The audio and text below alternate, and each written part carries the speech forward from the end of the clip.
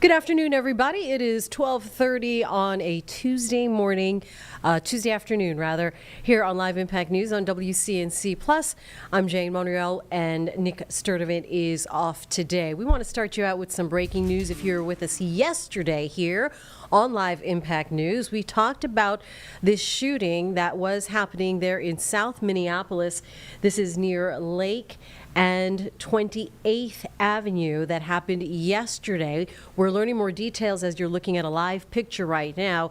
This apparently from authorities saying this was a homeless encampment set up on a private property, and it is being cleared out now following yesterday's eruption of gunfire late yesterday morning that left 8 people wounded, and now the mayor vowing that this scene is going to be cleared and supported by the property owner as well, that it's going to be torn down as soon as possible. So again, just a follow-up on yesterday's shooting in South Minneapolis, a shooting that happened there, wounding 8 people. As a result, today they are in the process of taking this down. Okay, right now we are also covering some local headlines for you this morning.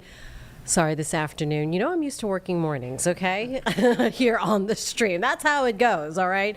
But we do have Walker Lawson here right now because, Walker, we're talking about the story that you are following today, which is going to be one of our top stories here on WCNC Charlotte, previewing a transportation meeting that's happening tonight. And so, you know, some people are for it, some people are against it.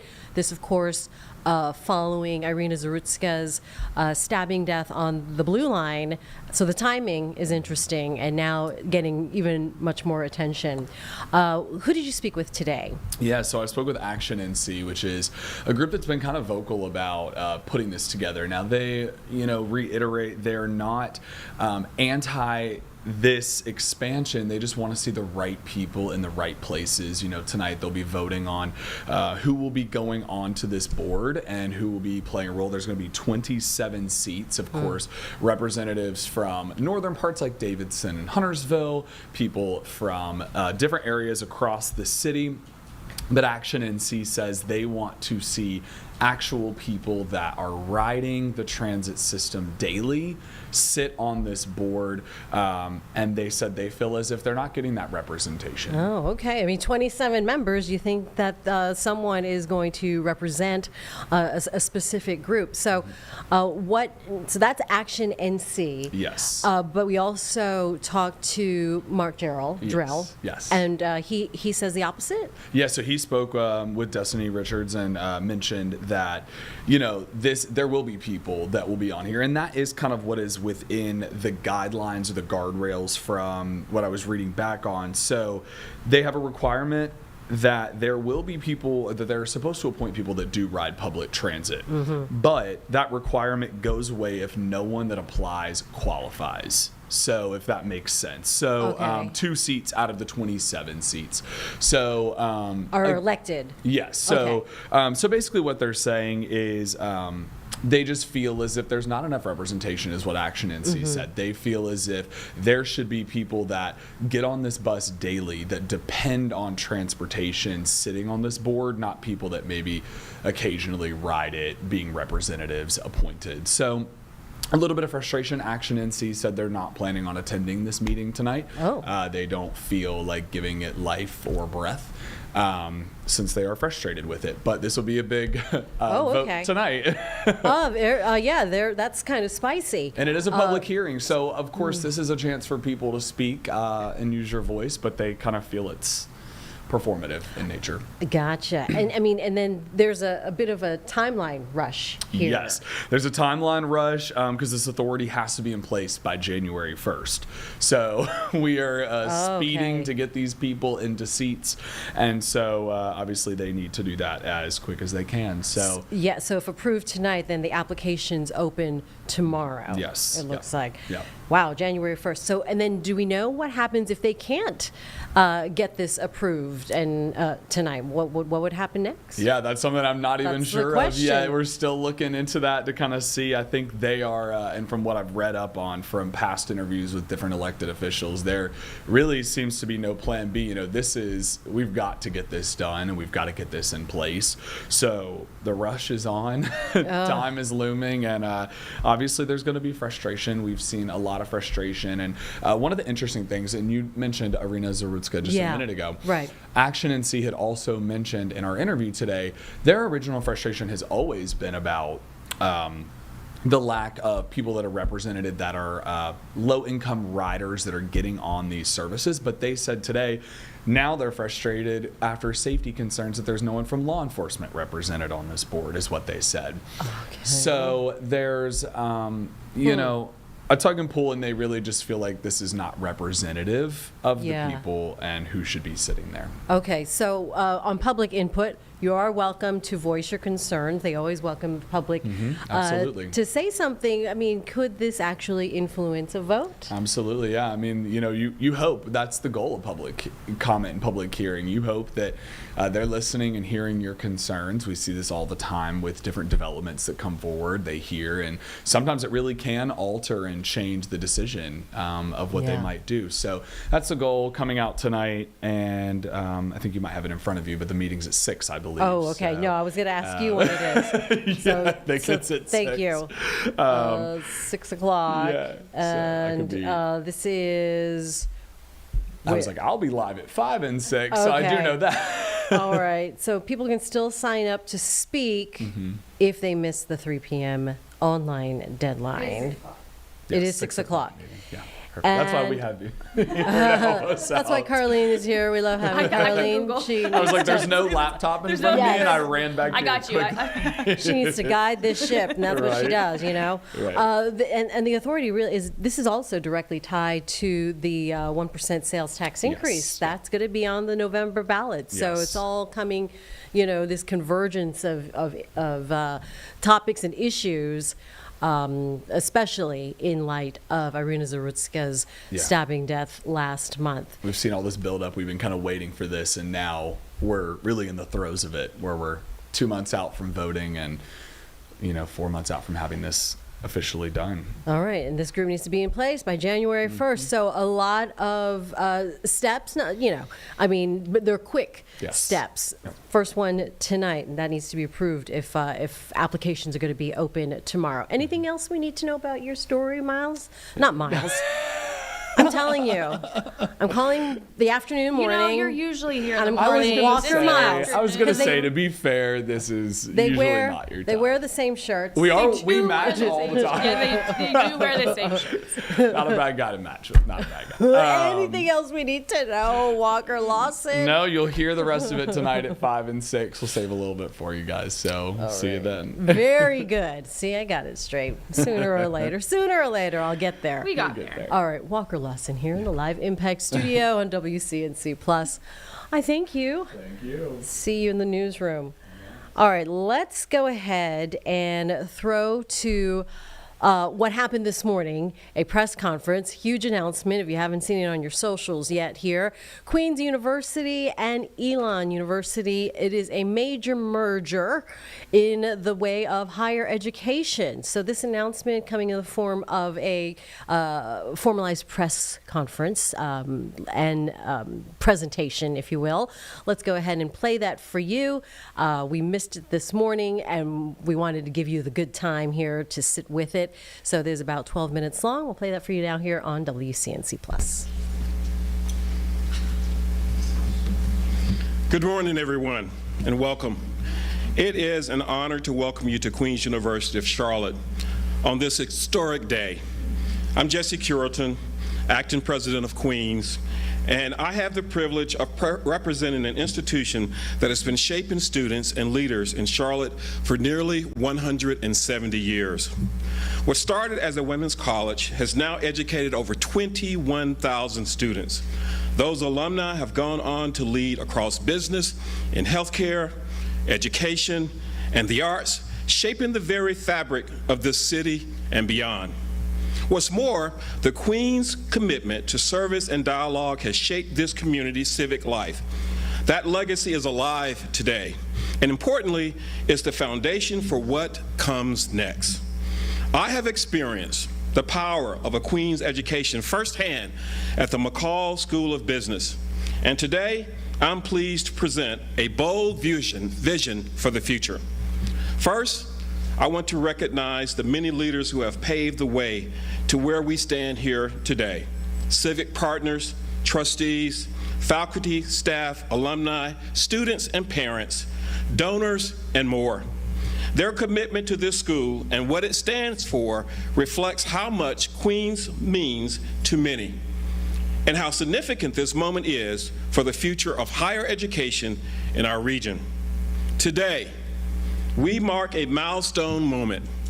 I am proud to announce that Queen's University of Charlotte and Elon University have entered into a collaborative agreement with an intent to merge.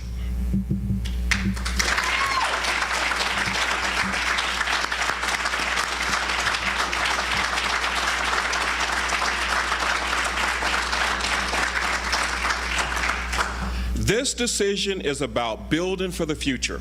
It is grounded in a vision that is bold and amplifies the strengths of both universities. Most importantly, it is centered on student success and for Queen's provides an investment in a sustainable, bright future for the next 170 years. The values that has defined us, service, an inclusive campus, dialogue, and innovation will continue to thrive while new opportunities are created for our students, our faculty, our alumni, and future Charlotteans. Current students will continue their education uninterrupted. With the same professors who know and care about them, they soon will have access to Elon's nationally recognized model of engaged learning and growing network, rooted in mentorship, experiential opportunity, and academic excellence. This decision is how we remain strong and protect the mission and legacy of Queens, while creating bold new opportunities for generations to come. For Charlotte, it's about deepening our role as a partner in the city's growth. Queens has long been a civic anchor, and Elon already has more than 3,000 alumni living, contributing, and working here in Charlotte. Together, we will strengthen the talent pipeline, workforce readiness, future leaders, and civic life for this great city. Simply put, Elon and Queens are stronger together.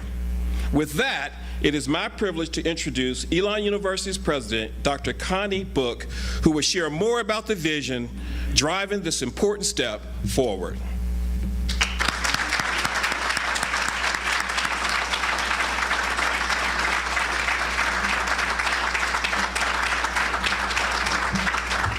Good morning. Thank you, President Curitan, and thank you to everyone here today on this exciting and historic day. Both Elon and Queens were founded in the 1800s with the vision that a community, to ensure its future, needs active and meaningful opportunities for education. That same sentiment of our founders is with us today as we take this bold step forward in 2025 to deepen and expand educational opportunity in Charlotte. Elon University with Queens is excited and honored to provide leadership for the future of higher education in one of America's greatest and dynamic, fastest growing cities.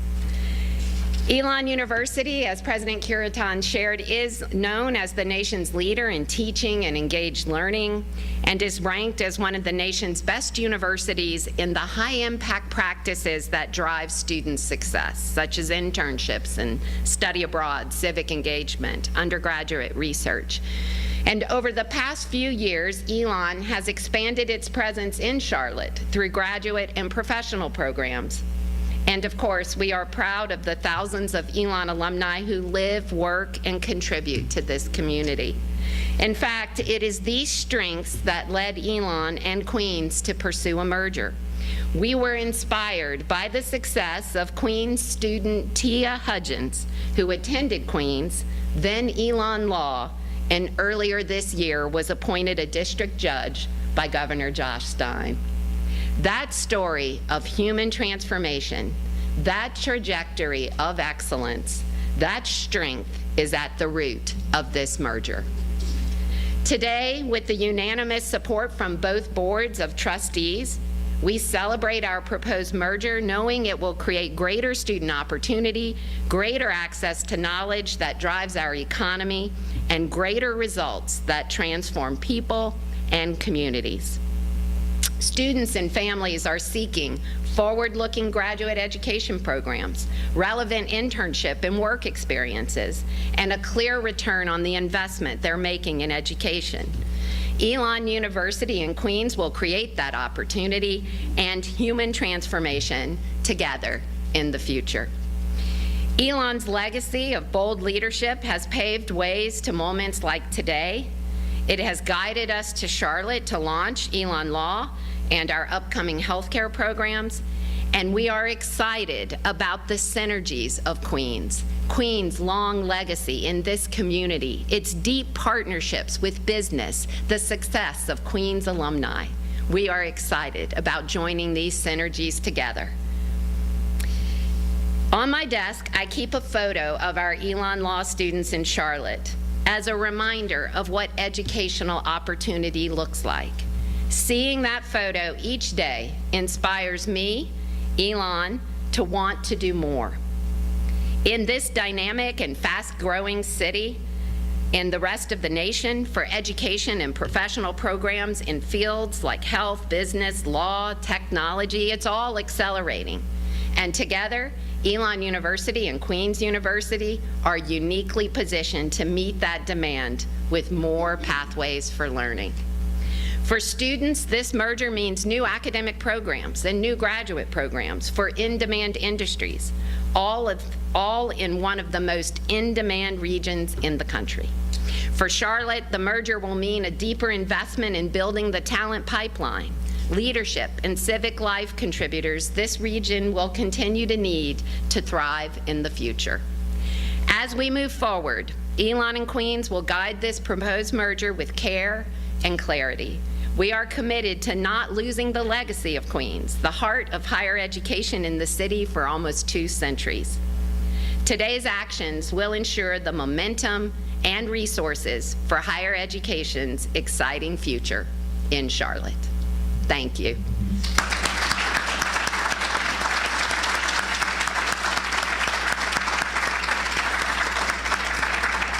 So this is a courageous moment. It's one made with the confidence that our future graduates will be the difference makers in building the world we want and need. This October, leaders from both of our universities will embark upon a listening tour. We want to shape our next steps with you. Your voices matter, and I do hope you'll participate and join us in the collective excitement about the bold road ahead. Now it is my pleasure to welcome a man who knows Queens inside and out, and he knows Elon, which he'll share in just a moment, Mr. Hugh McCall.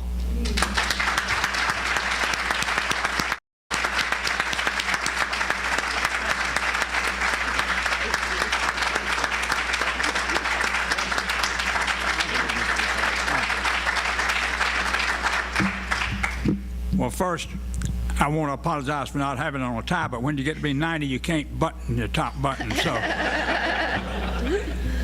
not only that, I don't wear a tie if I'm not making money. So thank you, Dr. Buck. I appreciate it. Now, I stand here today as someone who spent much of my life in this city and loving it and trying to build it and investing in its institutions. And the privilege of serving as Queens chairman for 20 years, or 2 decades, I need to divert from the script and just say how I got here. I was asked to do something at my church, and I didn't want to do it, but they said, well, if you go and serve on the board for 2 years at Queens, it'll be all right. So you can do that instead. So I thought I would take the easy way out. 20 years later, I was still there. I also am very pleased that my granddaughter is at Elon University's law school. So I've seen firsthand how important that is and how it matters to the people here in Charlotte. So I know the impact of both of these universities that will continue, that they have and will continue to have as we go forward. Now, this proposed merger is exactly the kind of bold, forward-looking step Charlotte needs to strengthen its institutions at a time when higher education faces many, many challenges, as you all well know. I think that both of the Queens and the universities, merged university, will continue to prosper and to drive economic benefits here in this city. Now, for students, faculty, and alumni, this is really a forward-looking evolution and one they should be pleased with. And for Charlotte, it's a tremendous gift. I think a vibrant, relevant academic institution that will prepare future generations, fuel our workforce, and reinforce our city's role as a leader in education and innovation. Now, I have every confidence that this merger is the right step for Queens, for Elon, and for this city that I dearly love. So I'm for it, and I want all of us to help make it a success, because I know it will be. Thank you again for coming here today. This is going to turn out to be one of the most important things that's ever happened in this city, and it's in your hands, young lady. Thank you.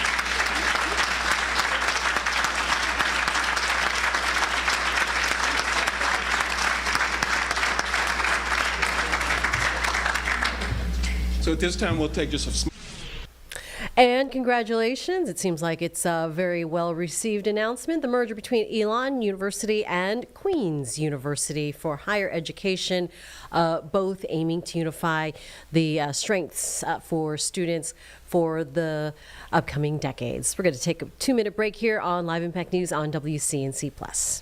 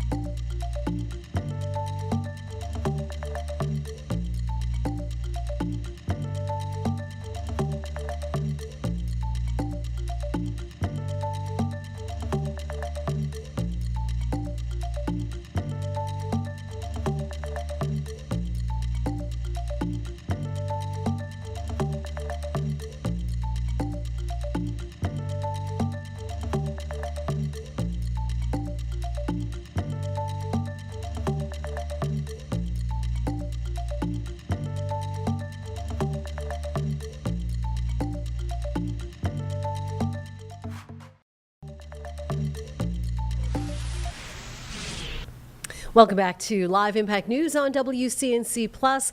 I'm Jane Monreal. We thank you for continuing to watch latest local, state, and national, as well as international headlines and live headlines happening right now. Chicago Mayor Brandon Johnson speaking and signing an executive order. This is right in Chicago. We're going to listen in here for a little bit on Live Impact News on WCNC Plus. When you see this type of tragedy, particularly when loss occurs, it breaks your heart every time. We're talking about a family member, an innocent bystander who gets caught up in this nonsense, right? And so we fully expect that there will be absolute accountability for these perpetrators, and we're going to continue to work with our police department and our business community to come up with other strategies to ultimately prevent these type of occurrences from taking place. Mayor, thank you. Can you Of course, you're clarify welcome. what you meant when you talked here just a moment ago? You said we will protect the taxpayers as much as we can. Yeah. What do you mean by that? Yeah. So look, we're talking about 176 individuals that are cases of innocent people. And look, we have to right those wrongs. And so as we talk about constitutional policing moving forward, we have to ensure that we build and just build the trust between local law enforcement and the community. And so one of the things that I directed our corporate counsel to do from day one is that we have to look at these past settlements and we have to find a better strategic way at addressing them. Look, at some point, we're going to have to pay restitution or reparations, quite frankly, to these individuals. And it's going to cost taxpayer dollars. But coming up with this strategy was so that we could mitigate some of the full harm that, quite frankly, hits not just those individuals who have suffered under this particular police officer, Watts, but also making sure that we are moving forward with. and that is the Chicago mayor speaking after signing an executive order as we check in on that state, which has been making headlines. Of course, here in Charlotte, in the wake of Irina Zarutska's stabbing death on a light rail, North Carolina lawmakers are trying to make waves moving forward with some legislative proposals to prevent future tragedies like Zarutska's. However, there is a divide between Republicans and Democrats. And so WCNC Charlotte's Julie Kay is following this angle. Julie, you were in Raleigh last week looking at both sides. What are they proposing? Well, we were in Raleigh, and that press conference got called from Republican leaders, so Speaker Destin Hall and Senate Leader Phil Berger, where they had a very formal, this is what we're going to do. That bill package that we're planning might change a little bit, but they had some ideas pretty clearly about we want to reform the court system here and make sure there's some more restrictions for magistrates. Yep. That's been one of the biggest pieces of this. Of course, why was DeCarlos Brown out in the first place? Another solution that they have for that is kind of ending the cashless bail option. But it went even further than that. Phil Berger called for restarting the death penalty here in North Carolina. So lots of layers to this, many different pieces of that. And so we had a pretty clear picture of what Republicans wanted. This week we got a little bit more insight into what Democrats are saying. Naturally, they don't agree, not surprising. But I know Representative Laura Budd, a Democrat here from Mecklenburg County, had that press conference yesterday where she kind of laid out some things that they're considering. And I spoke with Representative Jordan Lopez, where he said even before that press conference was called by Republicans, those Democrats had kind of been in talks about potential legislative action. His biggest concern, though, being that, we all want this to be bipartisan, but as Mecklenburg County representatives, we have not been included in that conversation yet. And that was a couple days ago, so potentially changes there. They go back next Monday, so I'm curious what that's going to look like, if Republicans will have that form of legislation or both sides. Yeah, I mean, Democrats saying that the Republican approach more reactive than proactive. What exactly do they mean by that? What are they proposing instead? So, and this is kind of a natural divide, I think, in crime prevention in general between Republicans and Democrats. State Republicans saying that they want to deal with the court system and keep people like DeCarlos Brown from getting out if they are potentially going to harm somebody else, whereas Democrats are kind of focusing more on the preventative angle of we need more mental health resources. Laura Budd even called for more police officers, 5,000 more, but also 5,000 more crisis co-responders. So kind of that balance of not just law enforcement, but also resources, because we know DeCarlos Brown had a history of mental health issues, and had tried to get help. His mother tried to get him help at some point, and even Jordan Lopez says, that attempt was made, the system failed there, and so it can't just be one facet, they're saying, of the issue. But I know both sides, both Speaker Hall and the Democrats from Mecklenburg County have said they want this to be bipartisan.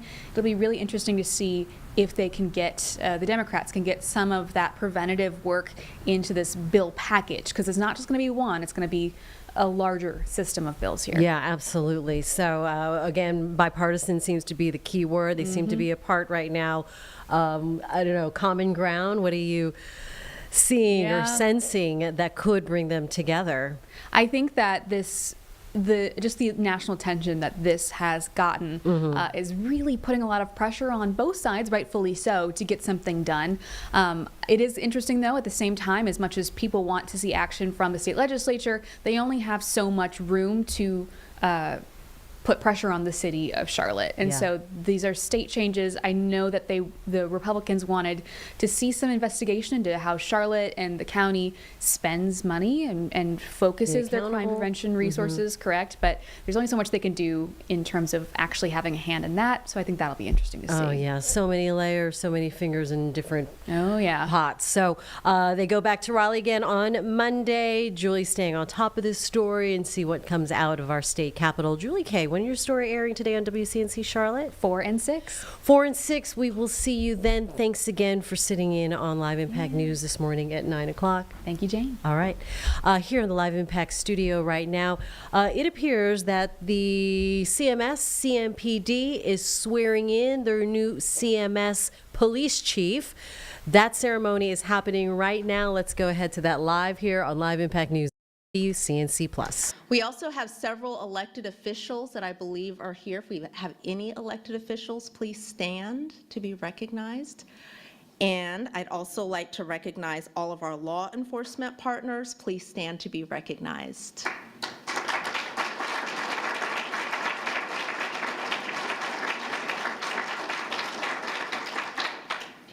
I'd also like to take this opportunity to recognize Chief Thomas's family and special guest, his wife, Ellen Thomas. Please stand.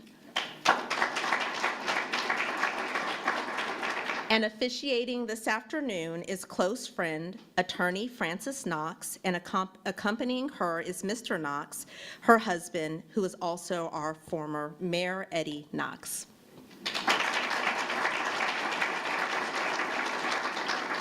Thank you all for being here today to support Charlotte-Mecklenburg Schools and Chief Thomas. The responsibilities of a police chief encompass more than enforcing laws. It also involves building trust within our community and ensuring that we all feel secure and supported. And today's gathering of our community, representing law enforcement, our Board of Education, elected officials, and civic leaders, reaffirms our shared commitment to safety, justice, and collaboration. Chief Thomas brings strong leadership and an unwavering dedication to serving the students and staff of Charlotte-Mecklenburg Schools. I am confident that he will lead the CMS Police Department with strength and compassion. He is committed to keeping our schools safe and fostering an environment where every student and staff member can feel safe and thrive. Thank you so much for being here today to support our new chief. Your presence is a testament to our shared mission of creating a safe and vibrant community for all and helping Charlotte-Mecklenburg Schools to continue to inspire endless possibilities for our students, staff, and community.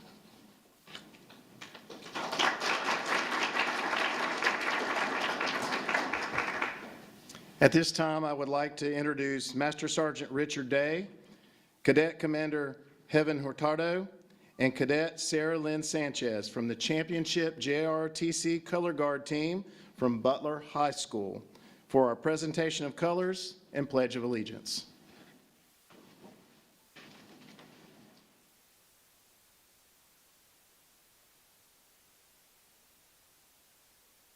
Good afternoon, ladies and gentlemen.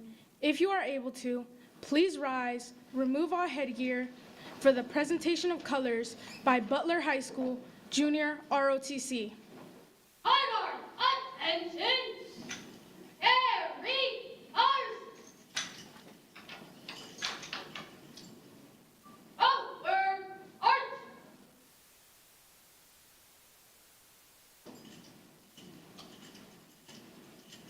Mark time, arch. Honor guard, halt. Left, base. Arms! Please place your right hand over your heart and join me for the pledge. I pledge allegiance to the flag of the United States of America and to the republic for which it stands, one nation, under God, indivisible, with liberty and justice for all. Order! Arms! Right, face! Forward, arch! Thank you. You may now be seated. Arch time! Arch! Honor guard, halt! Order! Arch! Forward, arch!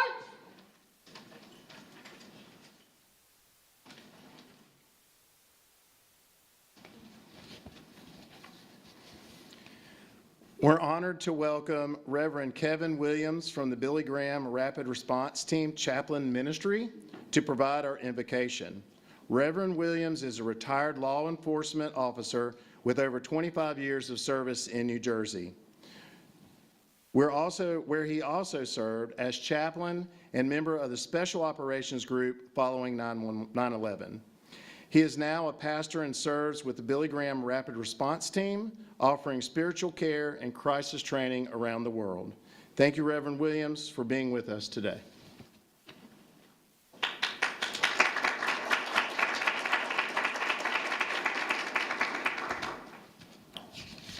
Thank you for this privilege and opportunity. Would you bow your heads and close your eyes?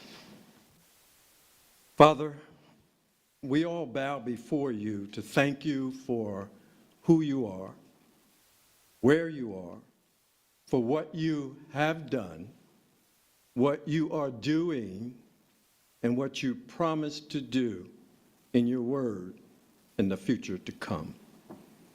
In your word, in Hebrews chapter 4 and verse 16, it says, "Let us therefore come boldly to the throne of grace, that we may obtain mercy and find grace to help in time of need." 1 Timothy chapter 2, verses 1 and 2 says, "Here then is my charge. First, supplications, prayers, intercessions, thanksgiving should be made on behalf of all men, for leaders in positions of responsibility, so that our common life may be lived in peace and quiet, with a proper sense of God and our responsibility to Him for what we do with our lives." So, Father, we lift up all of the leaders that have responsibilities of authority, city, county, state, the Board of Education, the Superintendent's Office. We lift them up to you, God, that you would continue to give them wisdom, strength, and protection for what they do. Father, we pray for CMS Police Department's mission, their dedication to protecting students, staff, and visitors. Charlotte-Mecklenburg's Board of Education, all public school property, their 200 team member consisting of police officers, detectives, narcotic canines, security associates, and supervisor positions. We pray for communication staff, alarm technicians, and safe school coordinator. We pray for school resource officers for all schools, for CMS's PD's relationship with CMPD, Huntersville PD, Cornelius PD, Matthews PD, and Davidson PD to provide SROs for all schools.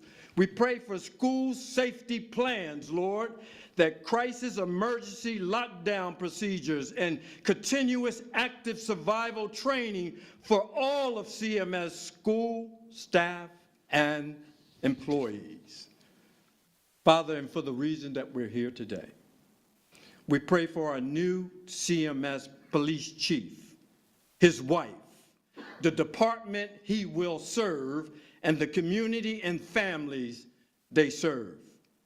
Your scripture, I hope this brings comfort to him and all of their staff in Philippians chapter 4, verses 6 through 7.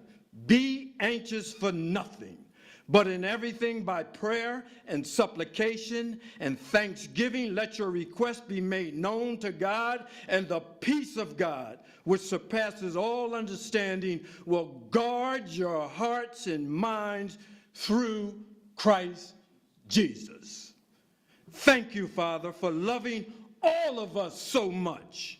In John 3, chapter 16, verses 16 and 17, you says, "For God so loved Charlotte-Mecklenburg schools that he gave his only begotten Son, that whoever believes in him should not perish but have eternal life. For God did not send his Son into the world to condemn the world, but that the world would be saved through him." Finally,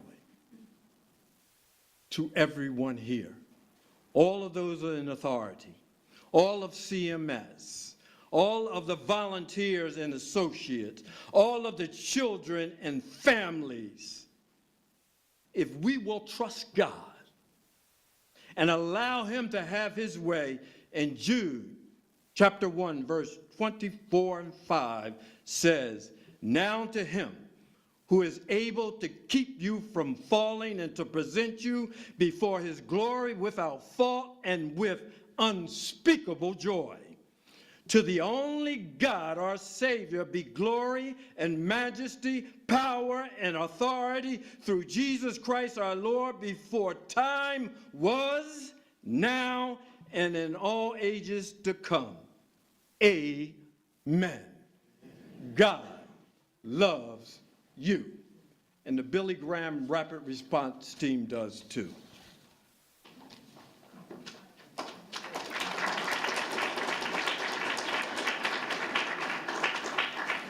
Thank you again, Reverend Williams. It is with great pride and enthusiasm that we formally introduce Mr. Jonathan Thomas as the new Chief of Police for the Charlotte-Mecklenburg Schools. Chief Thomas brings with him an impressive 27.5 years of distinguished service with the Charlotte-Mecklenburg Police Department. Throughout his career, he has demonstrated unwavering dedication to public safety and community engagement. Rising through the ranks from officer to major, in his most recent role, Chief Thomas oversaw high-level investigations and coordinated special operations in partnership with federal agencies including the FBI, DEA, ATF, and Homeland Security. His leadership is instrumental during critical moments such as serving as CMPD's commander for Hurricane Helene relief efforts, where he directed search, rescue, and recovery operations alongside FEMA and local authorities. Chief Thomas also played a key role in securing major events in Charlotte, including over 25 presidential candidate visits, the NBA All-Stars games, and the funeral of Reverend Billy Graham, which was attended by more than 200 dignitaries. Chief Thomas has completed extensive training in emergency management, crowd control, and mass casualty response through FEMA and Homeland Security programs. He holds a bachelor's degree in criminal justice from UNC Charlotte, a master's degree in business administration from Pfeiffer University, and a master's certification in law enforcement management from the FBI National Academy. Today, we welcome a leader whose experience, integrity, and commitment to service will be invaluable to the safety and well-being of our students and staff and our school communities. Please join me in congratulating and welcome Chief Jonathan Thomas as he takes the oath of office and begins this important new chapter with the Charlotte-Mecklenburg Schools.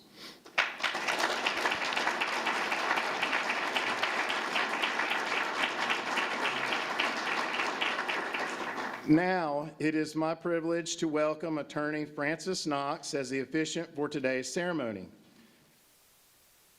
A graduate of Wake Forest School of Law and summa cum laude alumni of UNC Charlotte, Attorney Knox has dedicated over 4 decades to representing individuals impacted by personal injury.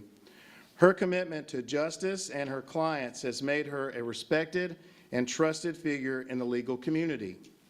Joining her is her husband, Hayden Eddie Knox, a distinguished attorney and public servant. Before entering politics, Mr. Knox practiced law with integrity and purpose. He went on to serve in the North Carolina Senate representing Mecklenburg and Cabarrus counties from 1971 to 1974, and was elected mayor of Charlotte in 1979, serving 2 terms during a pivotal time in our city's growth. Together, Francis and Eddie Knox have not only served the public with distinction, but have also been close mentors to Chief Jonathan Thomas, offering guidance, encouragement, and wisdom throughout his professional journey. We are honored by their presence today and grateful for the lasting impact they've made through both public service and professional mentorship. I now turn it over to our officiant, Ms. Francis Knox.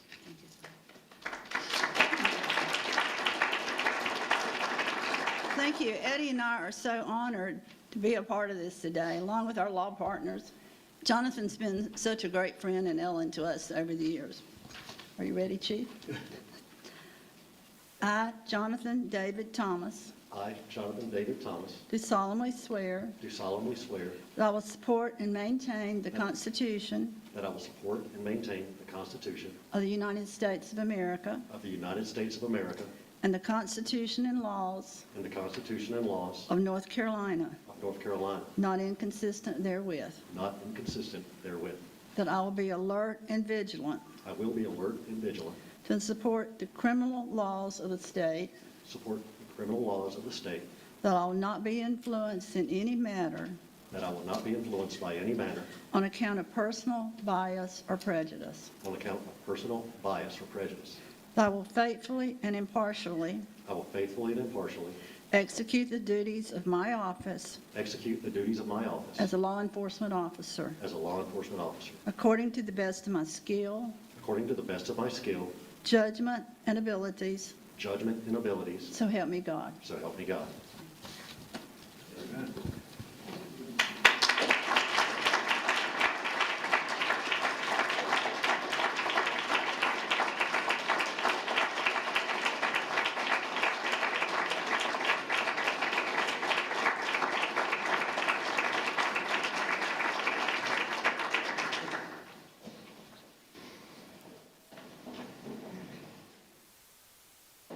And now for the pinning of the badge. A meaningful tradition where the new chief's spouse pins the new badge onto the chief's uniform for the first time. Ellen Thomas, please pin the badge on our new Chief Thomas.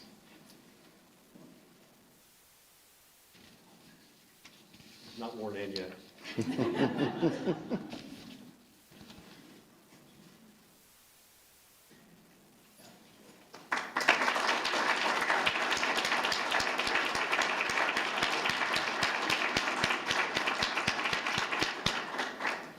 I'll now invite our new chief, Jonathan Thomas, to the podium for remarks.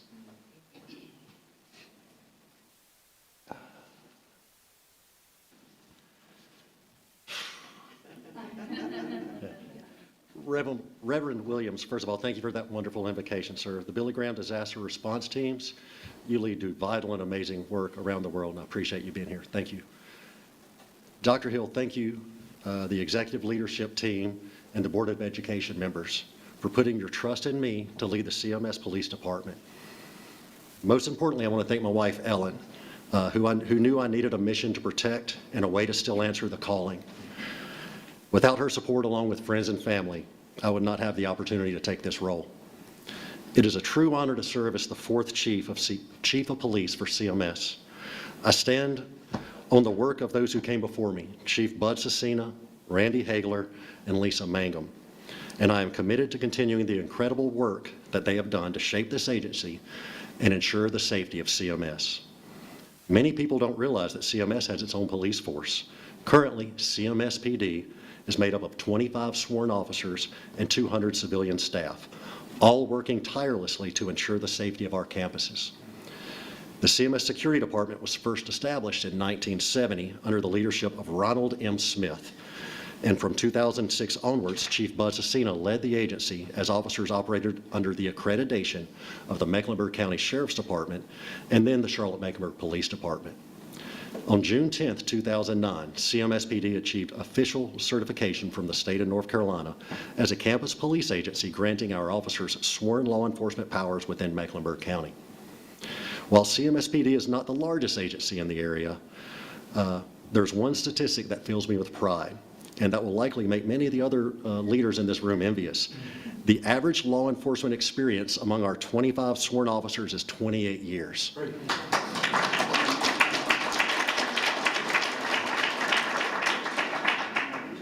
The rookie of the group has 11 years of experience. CMS Police Department works hand in hand with local first responders. We've said law enforcement, but it's all the first responders, just like medic and fire in this room.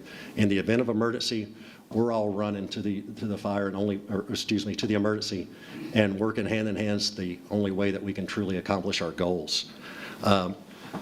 We work with everyone, including CMPD, Huntersville, Pineville, Matthews, Mint Hill, Davidson, Charlotte Fire, and the Mecklenburg County Sheriff's Office, along with Medic.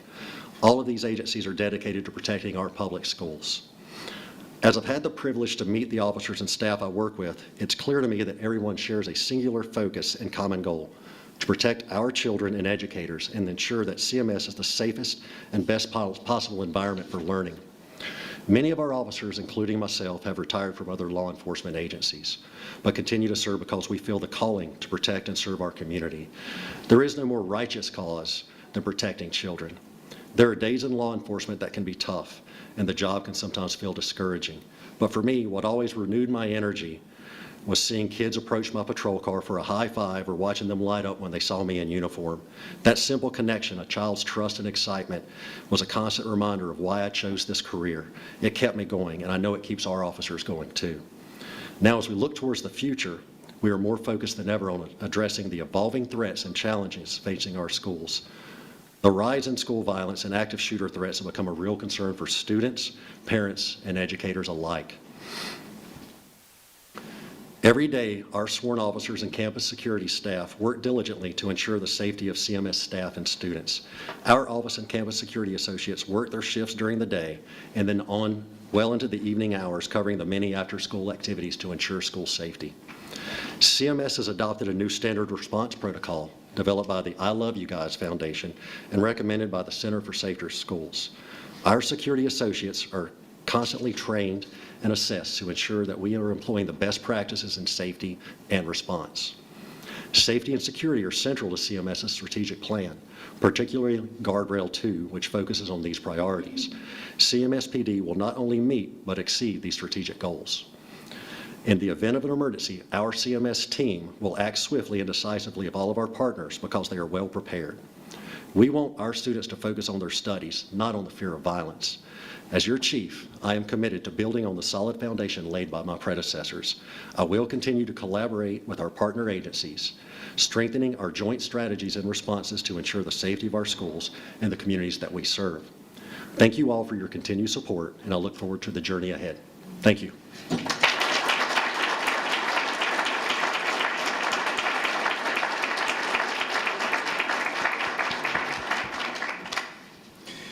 Thank you all for joining us today to witness this important milestone in the life of Charlotte-Mecklenburg schools. Your presence and support means so much as we welcome Chief Jonathan Thomas into this vital leadership role.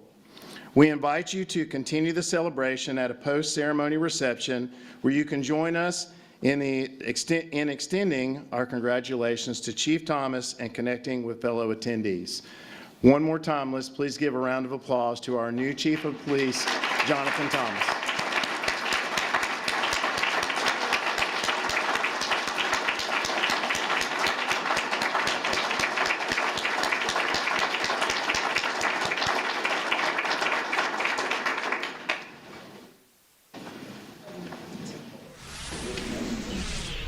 And you have been watching live the swearing in for the new CMS police chief, protecting our students here in Charlotte-Mecklenburg County. We have a 2-minute break coming up here live on Live Impact News on WCNC Plus. We'll be right back.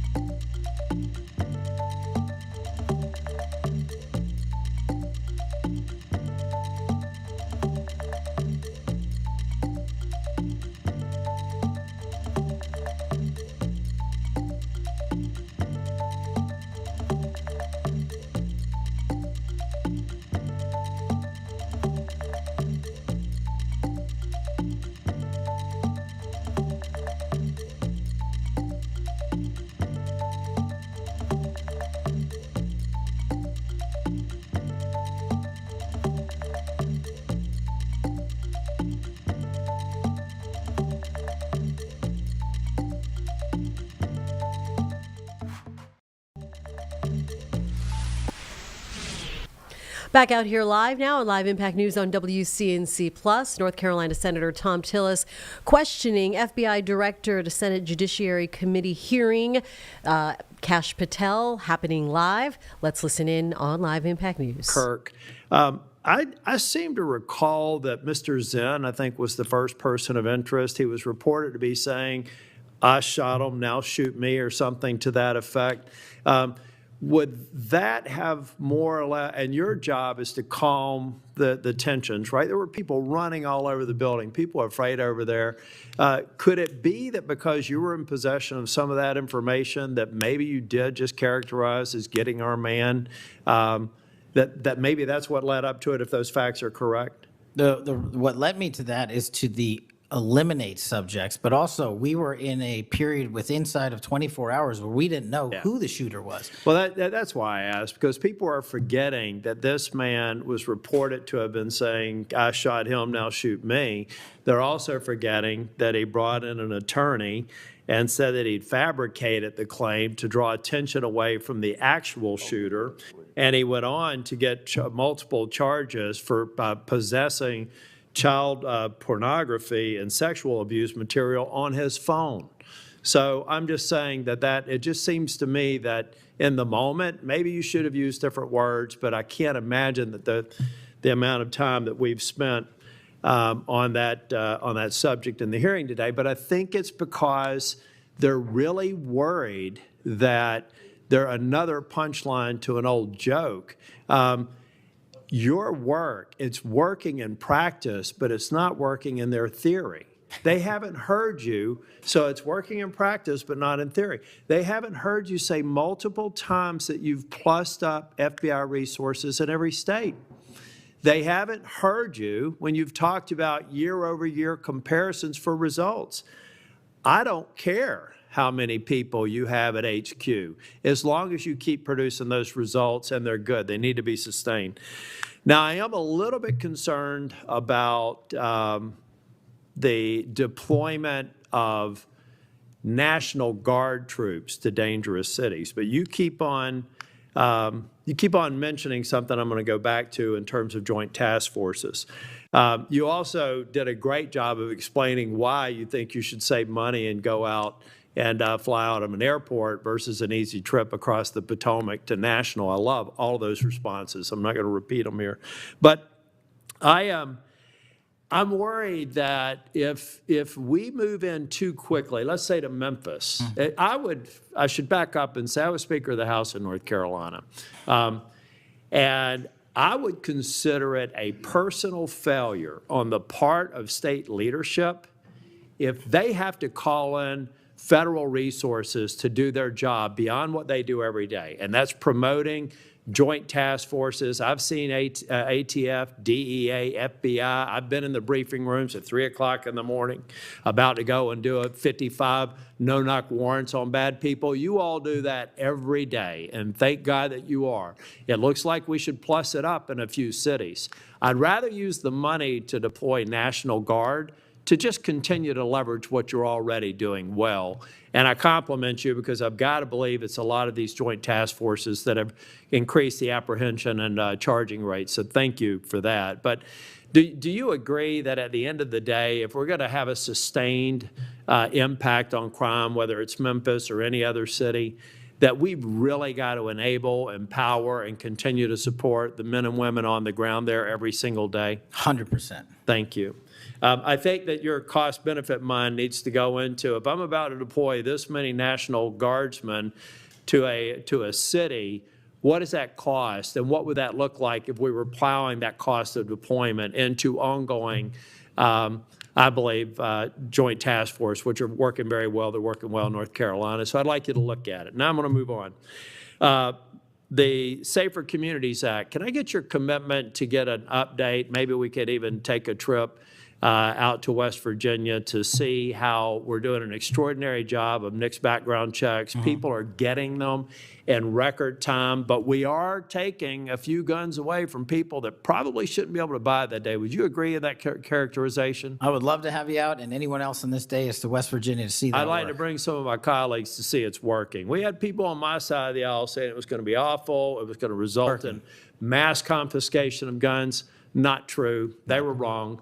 This bill's making a difference. I also want to talk about the behavioral health and other components in granting. I know in North Carolina things are going well. I want to make sure that that flow is going out there because the tragic events in North Carolina and Charlotte, the stabbing, I spoke with one of the family members yesterday, I think that we have to recognize that we have magistrates that have a revolving door policy, no doubt about that. And they should be held accountable if they're releasing dangerous people. But I also think that some of the problem is that we simply don't have a place to send people, particularly with respect to behavioral health. We have got to continue to, every law enforcement officer I've ever spoken with says, look, I've got law enforcement officers seconded to an emergency room because I've got somebody with no place to send them. I don't have a bed upstairs I can send them to. I don't have a behavioral health facility. We've got to provide more ways to detain people that are a risk to themselves and a risk for the community. And I really do believe the Safer Communities Act is a good framework for doing that. That's only a comment. Section 702 is going to come up in April of next year for renewal. Do you believe it should be eliminated and not reauthorized? No, sir. It needs to be Can I reauthorized. also get your commitment maybe to come back over and review some of the controls that are in place and other things? So hopefully we won't have the drama leading up to April. We can actually come here and get consensus on why you've got the checks and balances in place and why we should do it. Just remove any chance that we're going to run into that cliff narrative next year. Can I get your commitment on doing that? You have Mr. it, sir. Patel? Thank you. I want to talk very briefly on, and the chairman's given me a gavel, but I promise not to go over more than 2 minutes. But that's why I chose to be last, so I could have this discussion and actually get to some facts versus agendas and clickbait that we'll almost certainly see going forward. Tell me a little bit about the rationale behind the change in stance in recruiting. I also understand there may be a reduction in the academy timeline. Just give me some thinking about where you are on recruiting, retention, training, et cetera. Simple. So recruitment is through the roof. We've doubled up month over month our applicants to be 1811s, our federal agents, intel analysts. So the recruitment is going wonderful. What we have to do is figure out a way to get creative because the BFTC timeline is an 18 to 20 week program. And what we've done to address the openings we have for 1811 brick agents is we opened it up to the interagency and said, hey, do you at Secret Service or DEA or ATF want to come over? You guys went through FLETC. You guys were cops or military officers. You're law enforcement. So we created a shortened bridge program of 6 weeks at Quantico that if you want to come over and be an FBI agent, you can do so. There's transfers all the time. We just made it easier. And we're also recruiting police officers who might not have a college degree. But in my opinion, that does not disqualify them from serving our community. So we're welcome. Time right now, 1:35 here on Live Impact News on WCNC Plus. We stop the coverage of the Senate Judiciary Oversight Committee hearing on FBI Director Kash Patel for a local news headline that is happening now in Indian Land. Healthcare coming to Indian Land because it is actually finally, if you didn't know this, getting its first emergency department. WCNC Charlotte's Bria Smith following this developing story for us today and joins us now from Indian Land. Bria, why is this such a big deal? Yeah, so it is the first of its kind here in Indian Land. It will be, their freestanding emergency department, like you said, 10,000 square foot facility coming in spring of 2026. So currently I'm standing in front of what's construction is. I'm not sure if this will be the front entrance or, where the ambulances come through, but I did have the chance to speak to the Fort Mill location CEO, Chris, who says that, this layout here will mimic, if you've been to the Fort Mill location, that kind of layout. It'll have 12 exam rooms, 2 trauma rooms. There'll be an ambulance bay. They'll have the opportunity for CT scans, X-rays, ultrasounds, everything that an emergency department will have, you'll have that here. And that's just something that will be unique to this area. You know, you drive down this highway and you see a lot of development, Jane, and that is just another contributing thing that it's going to continue to develop in this area, not only bringing healthcare here, but also bringing in jobs. So healthcare providers and even staff who might be interested. And Bria, this is from Piedmont, right? It is Piedmont Medical Center. So they're just continuing to add, to their healthcare, providing healthcare to the people in the area. And so they're really excited that this will, again, not only provide healthcare, but also just bring jobs and expand the efforts that they're doing. Any idea on why they chose this location to go ahead and expand? Yeah, so they thought that this would be a great area, especially because, like I mentioned, development is underway here on Highway 521. But it would just be more accessible, more convenient for the people in this area. There's not one like it. So it will just be meeting people where they are and their healthcare needs. All right. And how does this, a freestanding emergency department, it sounds like, not a big deal, but it is a big deal. How does it differ from a full service hospital? Yeah, so it brings exactly what you need. I was speaking to the CEO, Chris, and he mentioned that sometimes, every emergency is important, but sometimes you may not need to wait as long in a full emergency room. It takes, a little bit longer. But here at the freestanding ER, you'll have the opportunity to get in, get out, get the care that you need as efficiently as possible. And so that'll bring that kind of convenience factor, but still meeting the exact healthcare needs that, patients might need. Yeah, I mean, you talked about the growth in that area. Did you talk to any residents there? What's kind of the local reaction these days? Yeah, I haven't had the chance to speak to any residents yet, but I'm sure they'd be excited. Definitely a lot of through traffic here. There's an apartment complex and some other, food options. So I can see how useful this will be. There's residents to this area and how grateful they'll be able to, just have a drive away, or even some people here, like I said, they live here. So they'll be able to kind of walk if they have an emergency or if they need any kind of healthcare service. All right. When does this set to open again? Yes, so this will be spring of 2026. So I guess you could say just a few months away now. Yeah, exactly. Okay, very good. Very timely. I know when I look at places to live or look abroad or whatever, I'm always like, well, where's the nearest hospital? What does the healthcare look like? Because, Indian Land, you're going to be covered come spring of 2026. Bria, your story is also airing here on WCNC Charlotte at what time? At 4 and 5 this evening. All right, Bria Smith for us there in Indian Land. Thank you so much for that live update here on the Impact News. Looks like it's a little breezy in Indian Land. Very nice. Okay, we'll see you later here in the Live Impact studio. Now we're going to take a little break on Live Impact News on WCNC Plus.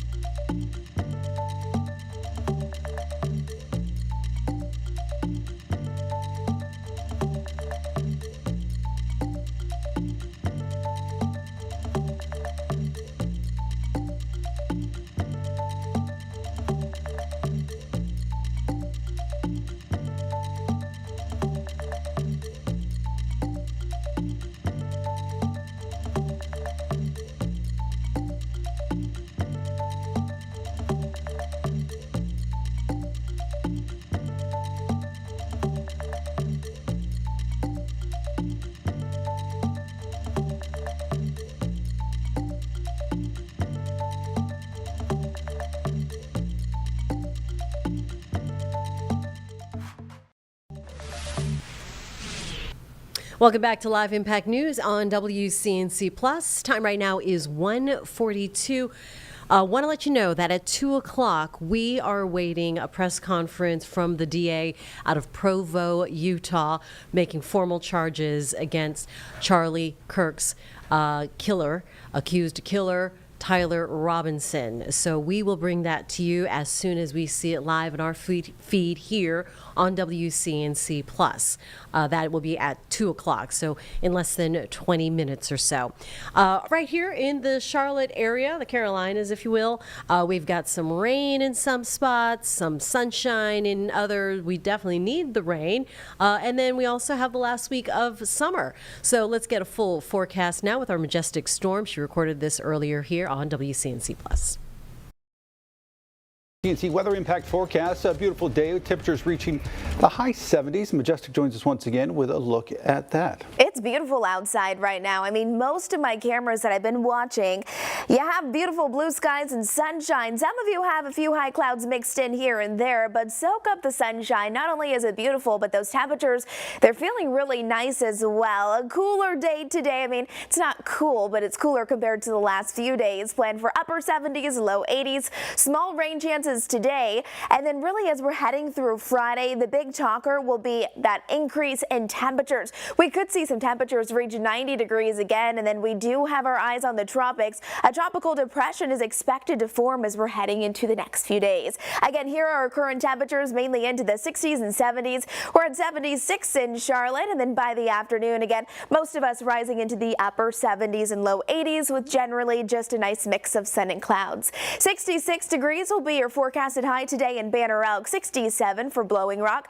Nice day up in the foothills as well, with mainly nice, comfortable mid to upper 70s, 78 out towards Hickory, low 80s from Charlotte to Lincolnton, even towards Shelby, and then from Rock Hill to Chester, plan for those low 80s, and boy, do you get plenty of sunshine today.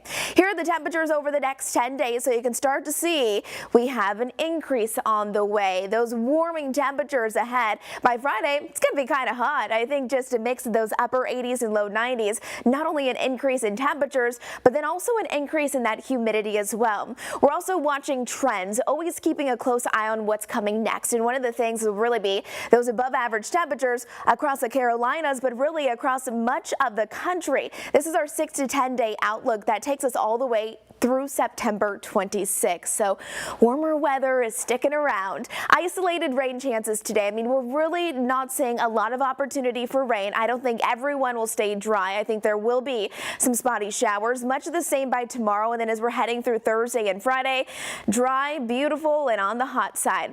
Here's our satellite and radar. We were talking about this coastal low all day yesterday, and really that is still the driving force behind some of those clouds that we saw yesterday. Some of the clouds are starting to sneak in across the mountain locations, and if we do get any of those isolated showers, that's going to be the reason why. Again, not widespread or anything like that, but notice how that low, it's offshore of Virginia. It's going to try to move inland. As it does so, it rotates in more moisture, more cloud coverage, and this takes us into the next few days. Eventually, by the end of our work week, that high pressure settles back in, and then just in time for the weekend, we have nice weather to look forward to. I want to slow things down for you just a bit. Here's 1 o'clock this afternoon. If you do have any plans, notice up in the mountains and the foothills from Morganton, Boone up toward Jefferson. This is where you could have a few more showers pop up where increasing clouds are likely. By dinner time, those clouds will likely make their way right along I-77 from Rock Hill up toward Charlotte, even through Statesville. So if you have sunshine now, take advantage of it. It's really beautiful. Waking up tomorrow will be a quiet start to the day, and tomorrow's forecast is very similar. Small chance for a pop-up shower, but really for the most part, not seeing a whole lot of rain. Now out in the tropics, we have a few big things that are ongoing. We're watching this area right here, all shaded in red. Over the next 2 days, there's a 90% chance that this could be our next named storm. They also have a very high chance over the next 7 days as well. But then really, we're watching that area shaded in yellow. That's new, showing that we could have another wave move in over the next 7 days. Right now, they only have it at about a 20% chance. Again, this is what we have so far. Our next named storm will be Gabrielle, so stay close to us. We'll keep you up to date with the very latest.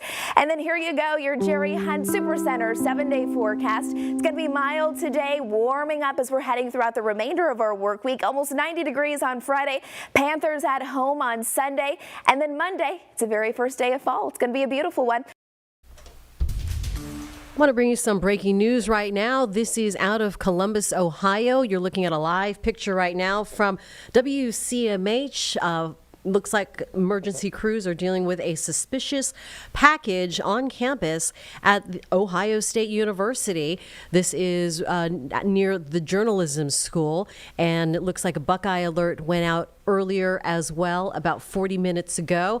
Caldwell Lab, Journalism, and Bolts Hole evacuated out of precaution. You saw fire crews there, police also on scene investigating what is reported as a suspicious device inside the lab area. So folks, students, personnel are told to just stay away. And then right at the top there, it looks like 13 minutes ago, an update that those buildings remain closed and to avoid the area. But a live picture again showing you that this is on campus of the Ohio State University in Columbus, Ohio. We will keep tabs on that as this is breaking news right there on the university campus. And we're going to take a quick 2-minute break here on Live Impact News on WCNC Plus.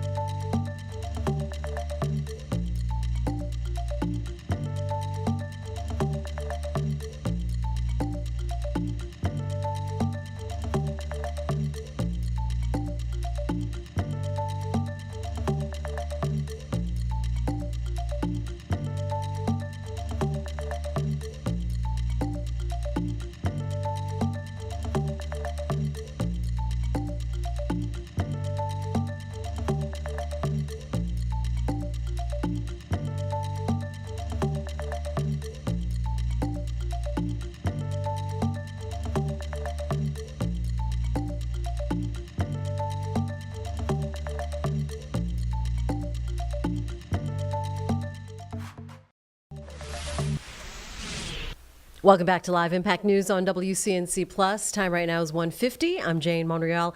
We are covering a couple of headlines right now. Coming up in 10 minutes, a press conference from the Utah DA with formal charges to be filed against Tyler Robinson in the killing of conservative activist Charlie Kirk. As soon as we see activity at the podium, which is set to start at 2 o'clock. We will bring that to you live here on WCNC Plus. Also, the latest here, it is just as of 13 minutes ago, with crews looking at an emergency situation on the campus of Ohio State University in Columbus, Ohio. A suspicious device reported in a number of buildings, including the Caldwell Lab, as well as the Journalism and Bolts Hall. And folks are told to avoid that area. That is as of 13 minutes ago. It just so happens that our Miles Harris is from Columbus, Ohio. So he was just walking in here to talk about a different university story. But I mean, this is your home, though. It is my Ohio. home. It's kind of crazy to think about, though, too, because, I mean, obviously Columbus, pretty big city in Ohio, but the university is a big piece of that as well. So when you talk about 3 buildings that are being evacuated, it's not only that, but, like, how much of an impact are we talking about the students surrounding that area? It's a very, very popular area, whether you're a student or not. And so Right. it's kind of alarming in Okay. that regard. And so hopefully Okay. everything kind of works out in that regard. Hopefully, So, we're going to yeah. stay on top of that. It looks like that live picture went away for us here from our NBC feed. In the meantime, like I mentioned, you are talking about this other university announcement here in the Queen City. And if you were with us here earlier this hour, Queen's University and Elon University are going to merge together, this collaborative merge. Yeah. This announced this morning, a historic day. What are the details of this merger, I was Miles? going to say university, is that we're saying that Yeah, all together? right? University, yeah, university. Either one. What do you either call it? Yeah, either Queens one. Elon? But this is a huge deal, though, too, because, I mean, we're talking about a school with Queen's University that's got roots that, I mean, have stemmed for History. almost 100 years, especially in the Charlotte area, and then Elon with their hands-on experience, though, too. So both these universities bring something when it comes to the higher education portion of it, and so to kind of see these two collide there, it's a very interesting impact that we'll see once it hopefully all the way goes through within, I think, next year is when they're expecting for this to kind of be finalized and to go into effect. And so very, very interesting. And so I kind of got the chance to go through the presser, and we're obviously still vetting through some of the sounds with that announcement this morning. Yeah. But for example, Elon University, they're both bringing something to the table, right? Right. Elon University, they mentioned that they have over around like 3,000 alumni in around the Charlotte area that either live here or work here.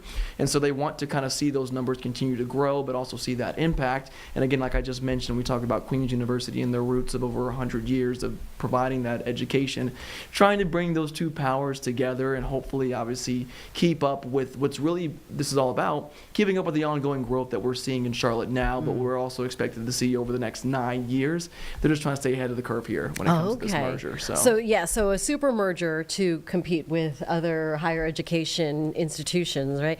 Do we know, is it Elon University, Queen's University? What's the structure of that? How are they going to maintain their identity? Yeah. I think those are still the things that they're still working to kind of finalize and whatnot, though, too. We know that both presidents spoke at Queen's University this morning about this announcement, and obviously a lot of excitement surrounding that as well. But again, they talked about just the amount of growth that we have seen here, and they don't want really the education or really the possibility for people to have access to that education to be lingered behind there. So the more they can kind of stay up to the ball when it comes to this, the better they can obviously provide that hands-on experience, but also keep their good ties when it comes to the alumni around the Charlotte area and the impact, not just living here, but working in Charlotte.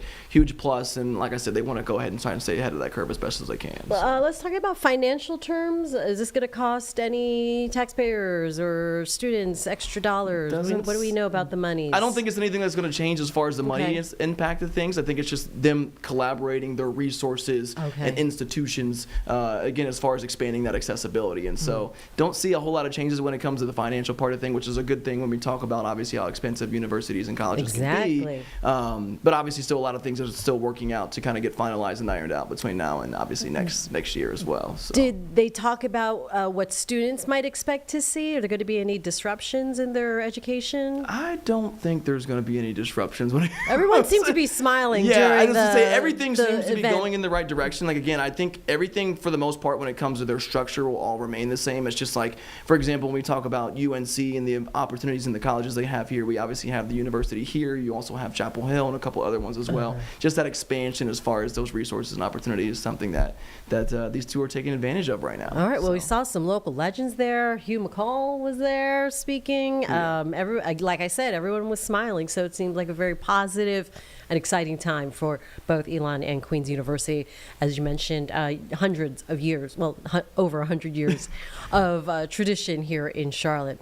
Miles, when is your story going to air today? We actually have a couple hours, so we're going to air at 4 and again at 5 o'clock today. So. All right, very good. I'll see you at 4 o'clock on WCNC Charlotte. Thank you, Jane. I Thank appreciate you, it. Miles. All right, let us know too on if you hear anything, what's happening there on the campus of Ohio State. I'm putting my birds out right now. I'll keep you updated. Awesome. With that one too. Very good. See, this is what we do here on Live Impact News. We have sources everywhere. We just bring it in, where we can. Yeah. Thanks. All right, back out here now, Live Impact News on WCNC Plus. Like I said, coming up in just a few minutes, we're going to go to this press conference squared away from the DA in Provo, Utah, on formal charges of the accused killer, Tyler Robinson, of conservative activist Charlie Kirk. That should be happening any minute now as soon as we see it, and the DA up to that podium, we will bring that to you live with a special report on the assassination potential charges that is expected to be here in about 3 minutes. All right, time right now is just about 1:57. We are 3 minutes away from 2 o'clock, so let's go ahead and take that last break before the top of the hour on Live Impact News on WCNC+.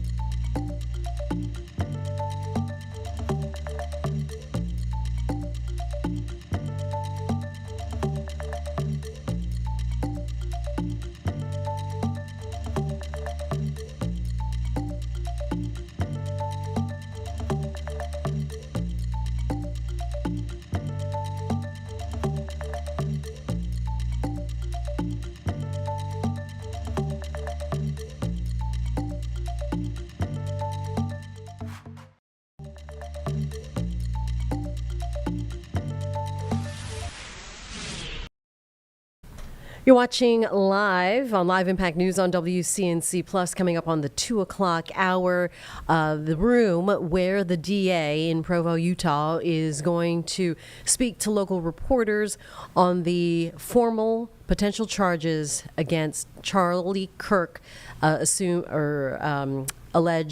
assassinator, the shooter, Tyler Robinson. It is scheduled for 2 o'clock, so as we await that to happen now, we are also covering some of your international headlines here on Live Impact News. One of them was the General Secretary Antonio Guterres, speaking at the United Nations just moments ago. And let's listen in here on WCNC Plus. Does the same, strengthens that position. But obviously, one thing is to recognize the state of Palestine. The other thing is the state of Palestine being able to fully exercise the rights of sovereignty. And I know that we are very far from that situation at the present moment. And I hope that there will be a serious negotiation leading to that. You, Kyoto? Thank you, Stefan. So good to see you again, Secretary General. My name is Yu from Kyoto News, Japanese news agency. So my question is about the reform of Security Council, so especially about the veto. So what do you say that you are so stressed? So what do you think about the veto in terms of reforming? Thank you. First of all, I believe the Security Council reform is something that makes full sense. Security Council has a composition that doesn't correspond to the world of today. It corresponds to the world of 1945. And that creates not only a problem of legitimacy, but a problem of efficiency. On the other hand, we have the right of veto. There were proposals, namely by France and the UK, limiting the right of veto, especially in situations where we have massive violations of human rights or dramatic cases of this kind. And I see with sympathy that proposal, but of course it's up to member states to look seriously into the reform of the Security Council. The one thing that I can tell you is that I believe I'm the first Secretary General that talks all the time about the need to reform the Security Council. And the truth is that this item that was completely taboo in the past is now in the center of the discussions of the General Assembly. Before, there was a committee that couldn't even issue papers and the documents would not move from one year to another. Now there is a committee working seriously, and several countries have recognized, for instance, even the P5, that Africa should have the right to have a permanent member. So I see movement, and I would like also to see movement in relation to certain limitations in the exercise of the right of veto. But again, this is a matter that only member states can solve. Linda, then Adla. Thank you. Raise your. Yeah. Here, Linda Fasulo for NPR, the UN. My question is going back to Gaza. Mr. Secretary General, we know that Israel at this juncture does not favor a two-state solution, or appears not to, but neither does Hamas, as far as I believe. What is your sense of what role Hamas will actually play in any future state? And also another question is, how do you believe Hamas has, what's your view in terms of how Hamas has conducted the war in Gaza? Well, we have been very clear condemning Hamas and the horrific attacks that Hamas did, and that generated or used as a pretext, whatever you want to say, but generated this massive response by Israel. And I sincerely believe, as I said for Lebanon, it doesn't make sense to have a state with armed groups that are not integrated in the army of the state. And obviously, the state of Palestine that I want, and there is an agreement of the Palestinian Authority, would be a disarmed state of Palestine, with, of course, a police force, but not with an army, which means that there would be no room for armed movements within that state. Adla? Adla Masood from The National. Mr. Secretary General, U.S. and Israeli officials have denounced the recent recognitions of Palestine as a gift to Hamas. Do you think... Sorry? As a gift to Hamas. What? Oh, the recognitions of Palestine as a state. Do you think the recognitions by some states risks undermining the prospects for peace? I don't think so. First of all, it's not a gift to Hamas, because the two-state solution is something that is not also in Hamas program, as you know. It is a gift to the Palestinians.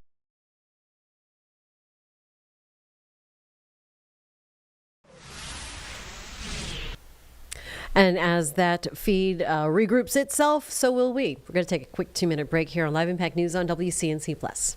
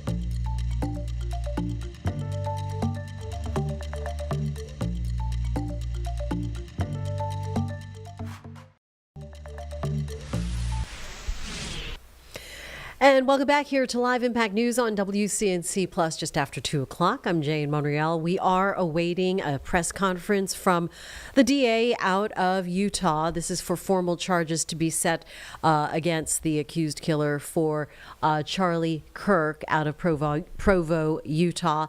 We were told that we're given like the 10-minute heads up that it will start. So once we see the DA come up to the podium, we will go to that here live, and we are expecting to hear formal charges now filed against the accused shooter Tyler Robinson, against the shooting of conservative activist Charlie Kirk. Back here in the Carolinas, of course, as we approach the one-year mark of Hurricane Helene, Friday we heard from Governor Josh Stein requesting still billions of dollars more, and today FEMA did announce that they are throwing in some more money, but it is, it sounds like it is still a drop in the bucket. They announced that they will give $64 million more.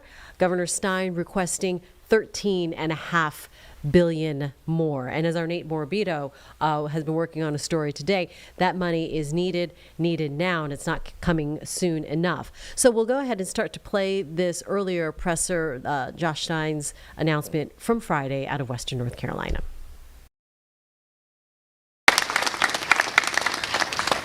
Good morning, everyone. Dr. Leatherwood, thank you so much for the introduction. Thank you for hosting us today. I want to thank all these folks. These guys are community leaders in their counties across Western North Carolina, members of the Governor's Advisory Council on Western North Carolina Recovery. They've done a tremendous job keeping us informed on the needs of their friends and neighbors and making sure that the state is responsive to what they need. And so I'm very grateful, and of course very much appreciative to Senator Corbin and Mayor Manheimer for your leadership of this work. Next week, as we all know, will mark the one-year milestone since Hurricane Helene hit Western North Carolina. 1 year since hundreds of thousands of North Carolinians had their lives turned upside down. The people of Western North Carolina are incredibly strong and resilient. They've spent the last year working arm in arm to support each other. And my team in Raleigh and I have been focused on trying to emulate their example. I've been pleased to work with the General Assembly to pass 2 bipartisan appropriation bills in excess of $1 billion in recovery funding, important efforts for housing, private roads and bridges, local government infrastructure, agriculture and crop loss, and education. Our Western North Carolina Small Business Initiative awarded grants totaling $55 million to more than 2,100 small businesses to help them get back on their feet, reopen their doors. Nearly every agency and state government has contributed to recovery efforts in one way or another, and I'm also very grateful for our relationships with our federal partners. We are grateful for every federal dollar that we have received because it brings us closer to recovery. More help. And you were watching a previously recorded announcement from North Carolina Governor Josh Stein on more funding. We want to go now to the breaking news coverage that is happening live on Impact News. Let's listen into this special report. Hallie Jackson, right now officials in Utah, including the Utah County Attorney, are holding a news conference to announce charges in the assassination of conservative activist Charlie Kirk, the suspected shooter accused of killing Kirk during an event at Utah Valley University last week. It's possible we may learn more here about a potential motive, some other details. Let's listen in. To that, but I understand that you're under pressure and have a lot of different questions, and we'll try to answer them. We're joined today by our sheriff and our prosecution team and our county commissioners. Jeff is going to be the only one speaking right now, and I'll introduce right now County Attorney Jeff Gray.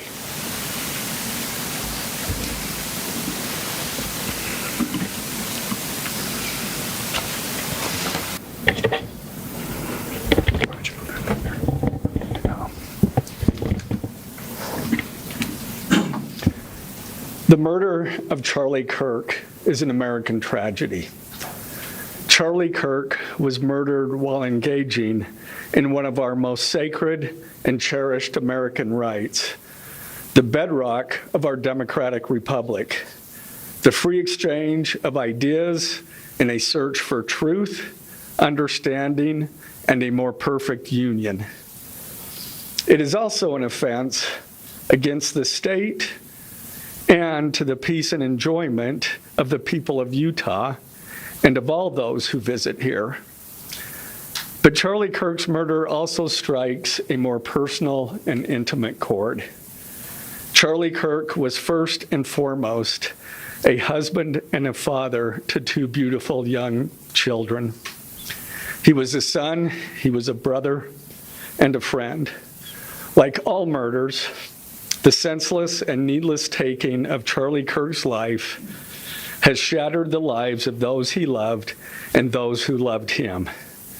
To Charlie's wife, Erica, his two young children, his parents, his family, and his friends, I express my sincere condolences and offer my heartfelt prayers on your behalf.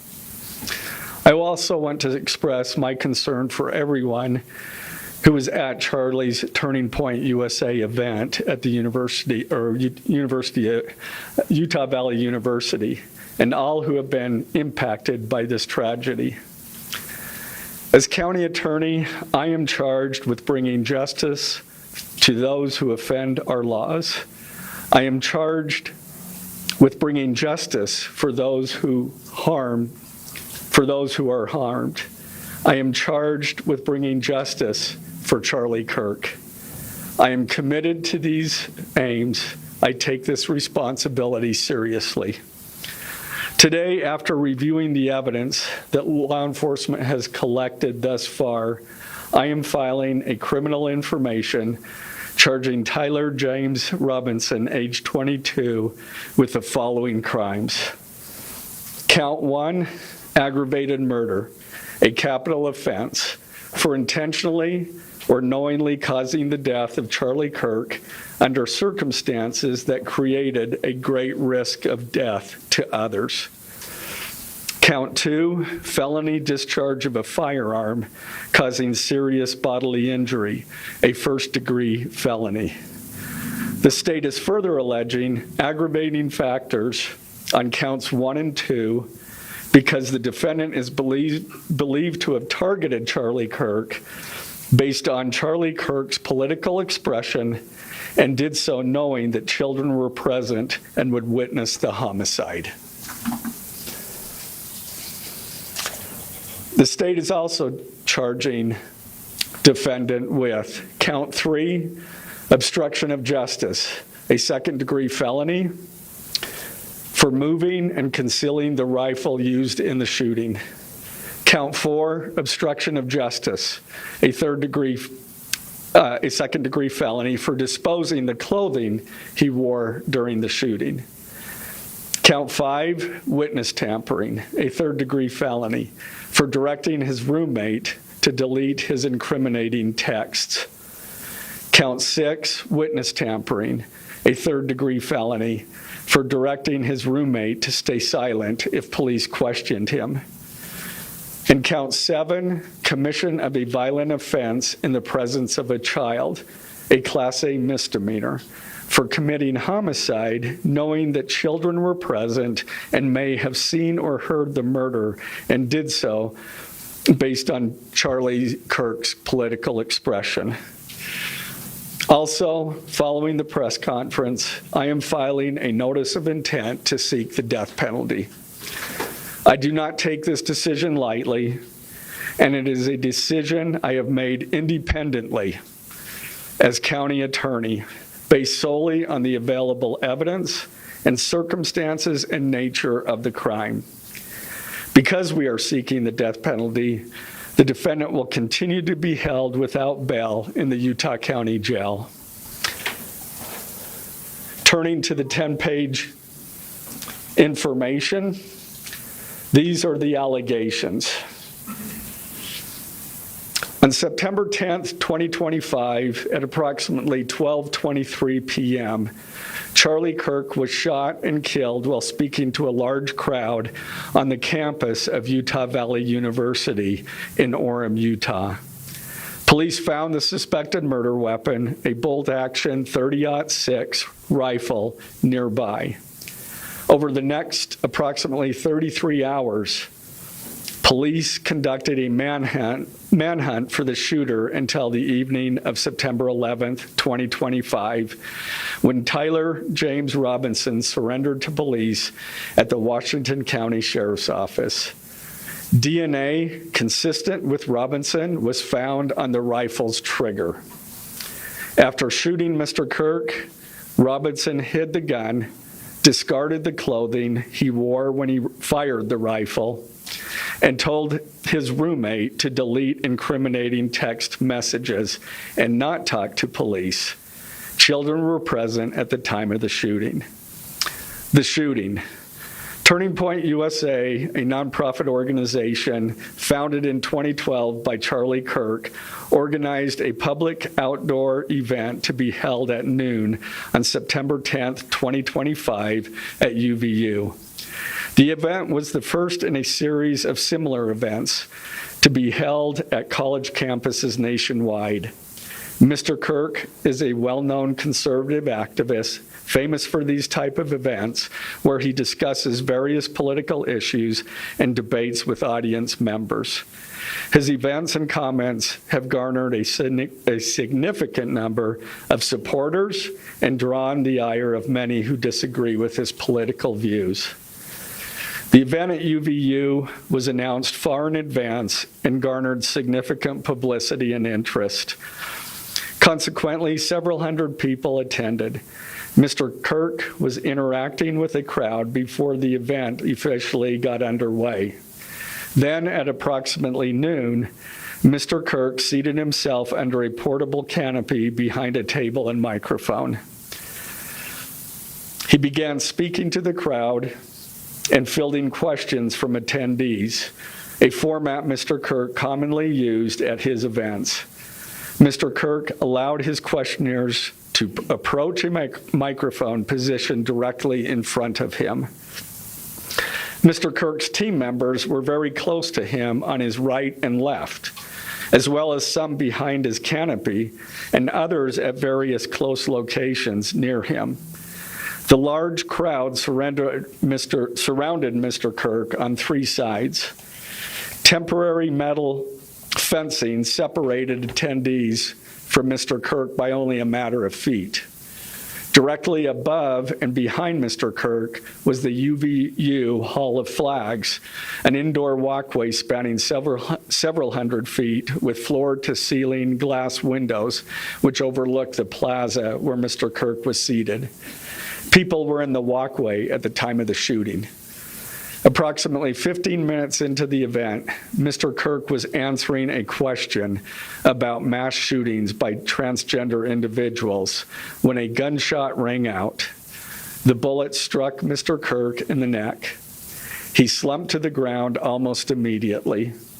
The bullet's trajectory passed closely to several other individuals beside Mr. Kirk, including the questioner who was standing directly in front of Mr. Kirk. Children were visible near Mr. Kirk's stage when he was shot. Mr. Kirk was rushed to a nearby hospital where he was declared deceased. The medical examiner's report is still pending. So UVU surveillance. So at the moment of the shot, a UVU police officer was watching the crowd from an elevated vantage point. As soon as he heard the shot, he began to scan the area for threats. Believing the shot came from a rifle because of its sound, he looked for potential sniper positions. He noted a roof area approximately 160 yards away from Mr. Kirk as a potential shooting position and rushed there to look for evidence. The suspected shooting position is adjacent to an open, publicly accessible walkway. To access the suspected location, a person must climb over a railing and then drop to the roof only slightly below. The UV officer climbed over the railing and down onto the roof.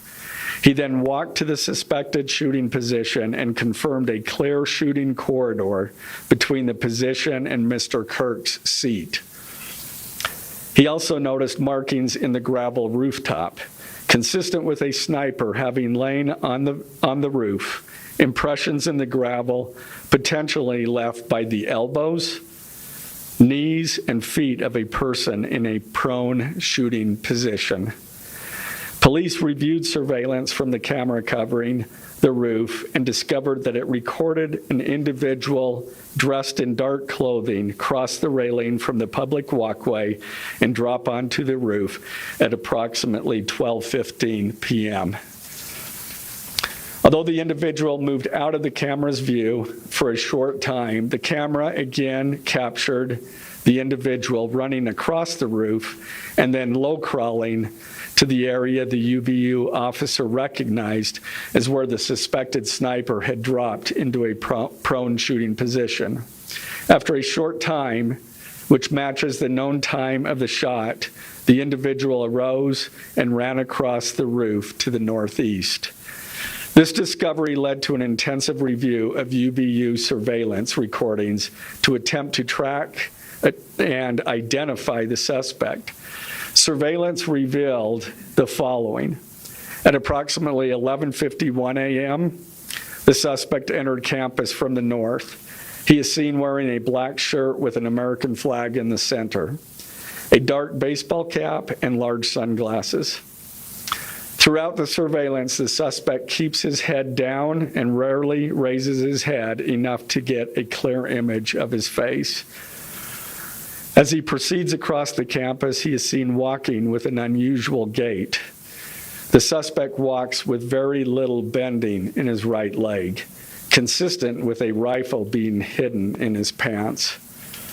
This unusual gait continues until the suspect is seen crossing the railway off the open walkway and onto the roof, where he leaves the camera's view. A camera later captures the suspect as he runs across the roof to the suspected shooting position. Immediately after the shot was fired, a camera captures the suspect running across the roof carrying an item whose shape is consistent with a rifle. The suspect is then seen climbing down from the roof. He appears to drop the item he was carrying as he hits the ground in a controlled fall. He then picks up the item and runs toward the northeast end of campus. Expanded crime scene investigation. Law enforcement officers followed the suspect's escape path to the northeast end of campus, where they believe the suspect left campus and entered a wooded area. In that wooded area, investigators found a bolt-action rifle wrapped in a towel. The rifle contained one spent round and 3 unspent rounds. This is consistent with the facts officers observed at the time of and immediately after the shootings. No shell casings were found on the roof, suggesting a bolt action rather than an auto-loading weapon, and only a single round was fired. Each round in the rifle contained an etched inscription as follows. The fired cartridge was etched, "No Tice's bulge, OWO, what's this?"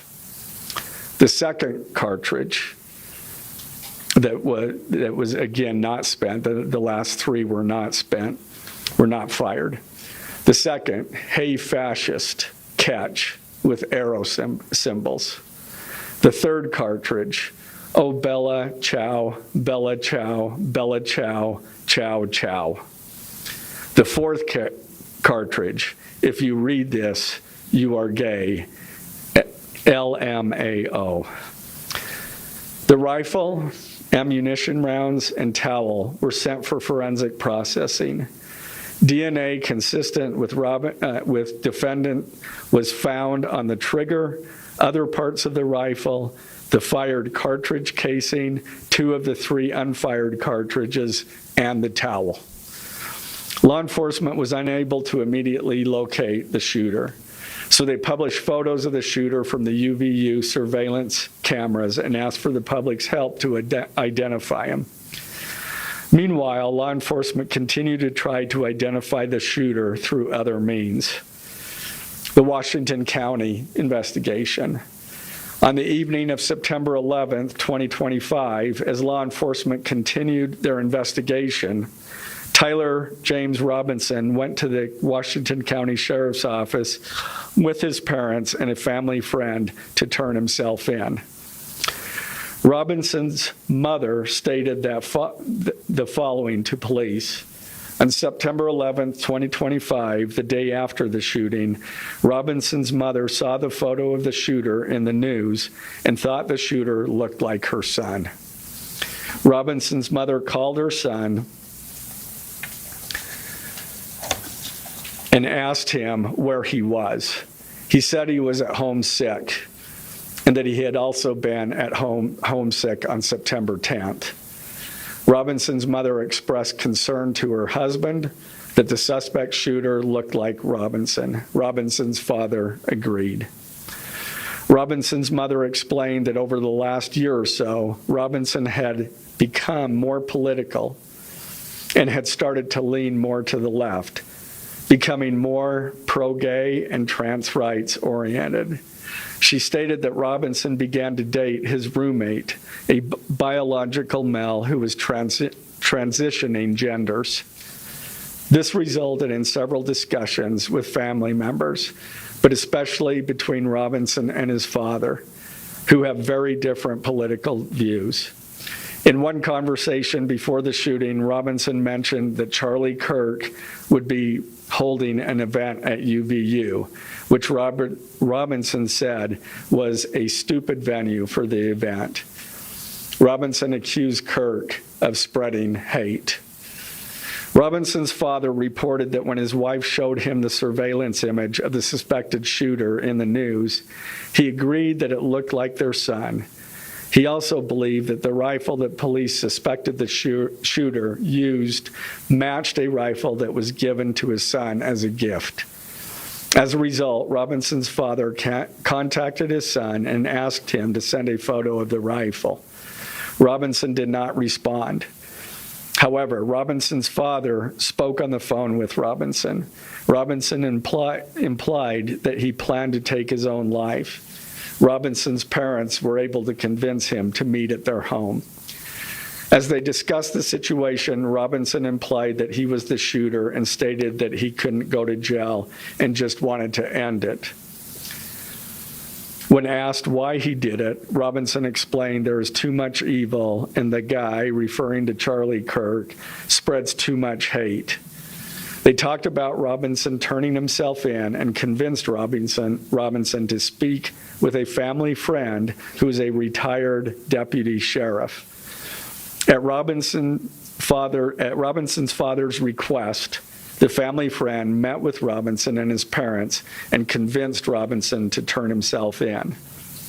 The family friend spoke to police and reported telling Robinson that it would be best if he brought all evidence with him to the sheriff's office to avoid police having to search his parents' home.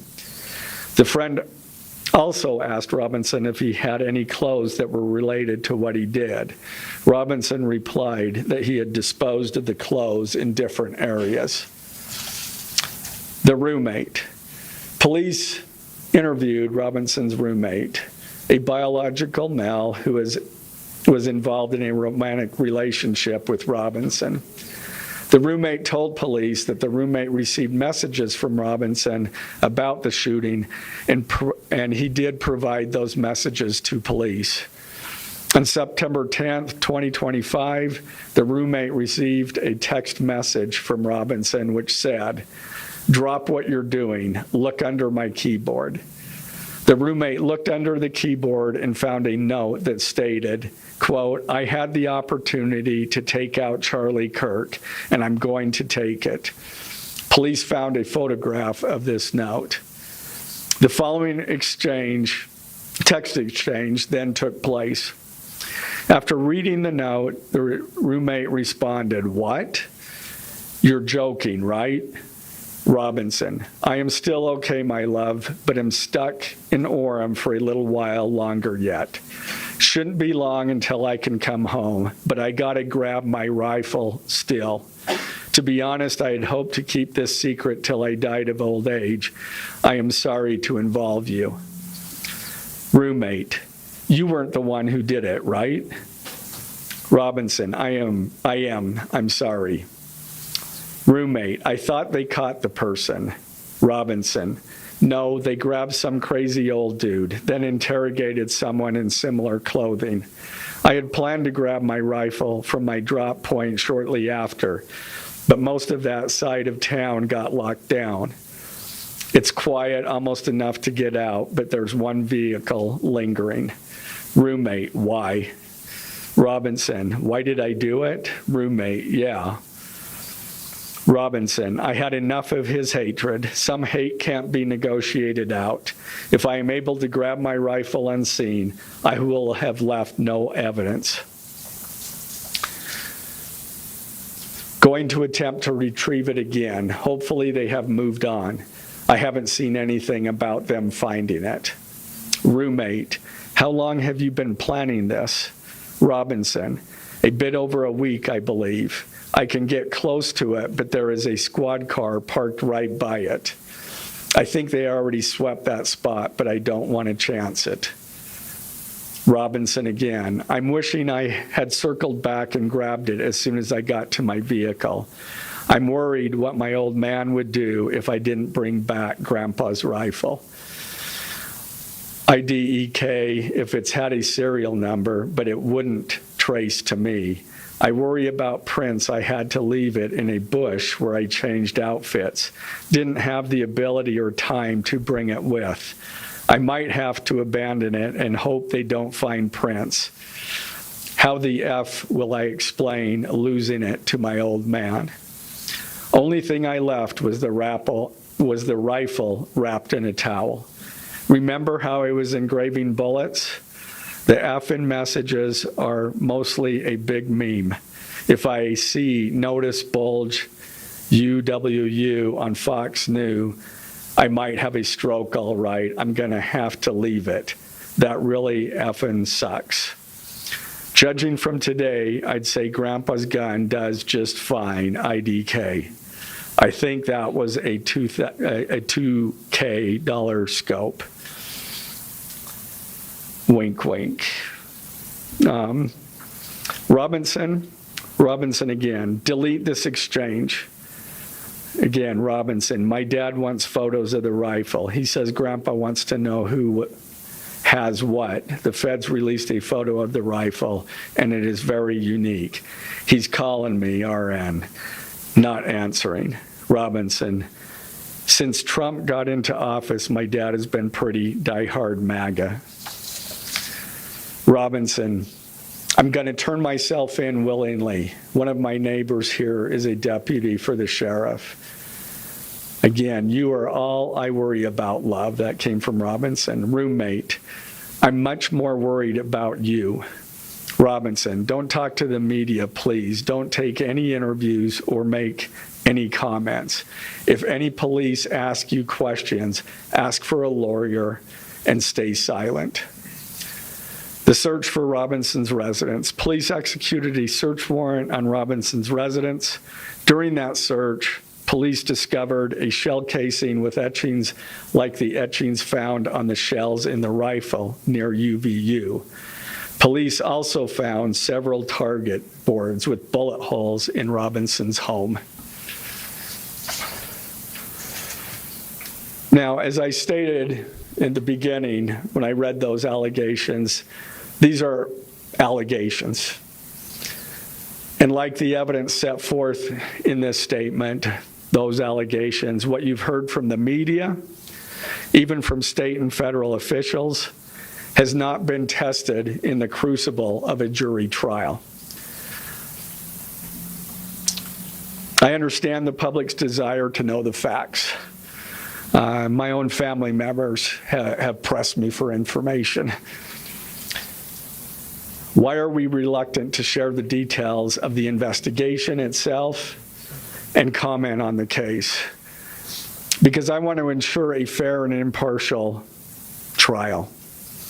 I became a prosecutor because of my love for the ideals of this great country and the principles embedded in our Constitution. The free exchange of ideas and opinions is critical to this great American experiment, but so too are the protections afforded to the accused found in the Fifth and Sixth Amendments. The right against self-incrimination, the right to a speedy and public trial, the right to the effective assistance of counsel, the right to confront one's accusers, and the right to compel the attendance of witnesses. And perhaps most importantly, under our Constitution, the accused is presumed innocent until we, the state, prove to an impartial jury of defendant's peers his guilt beyond a reasonable doubt. That jury cannot rely on our allegations, on what they hear in the news, or on what they hear from a public official.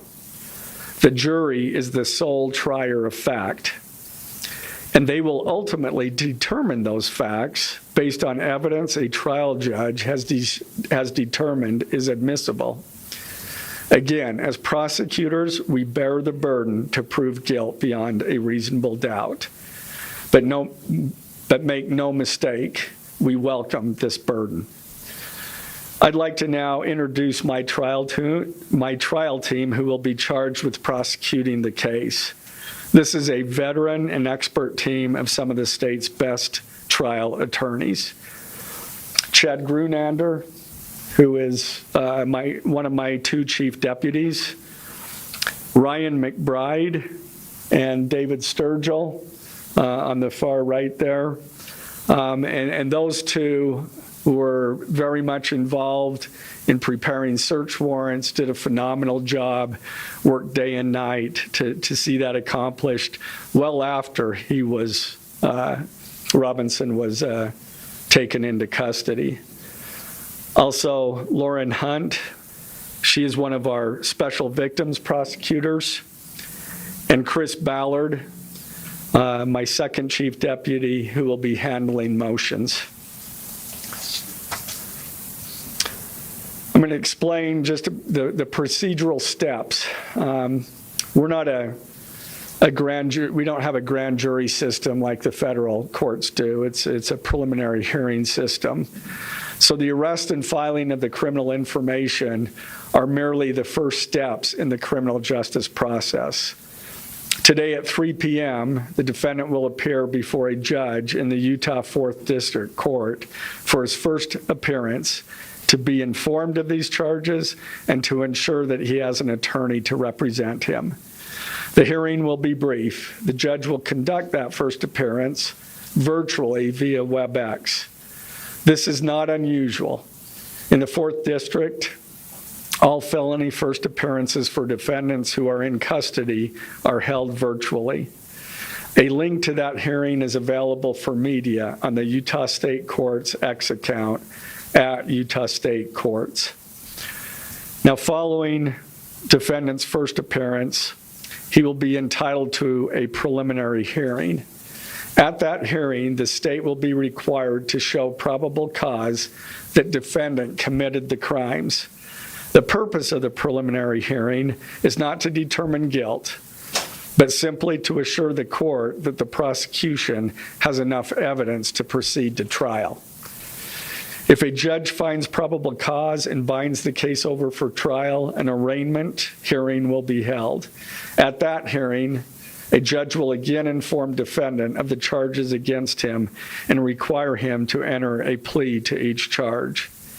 The next step following the arraignment is an opportunity for the parties to file any relevant motions and then ultimately the trial itself.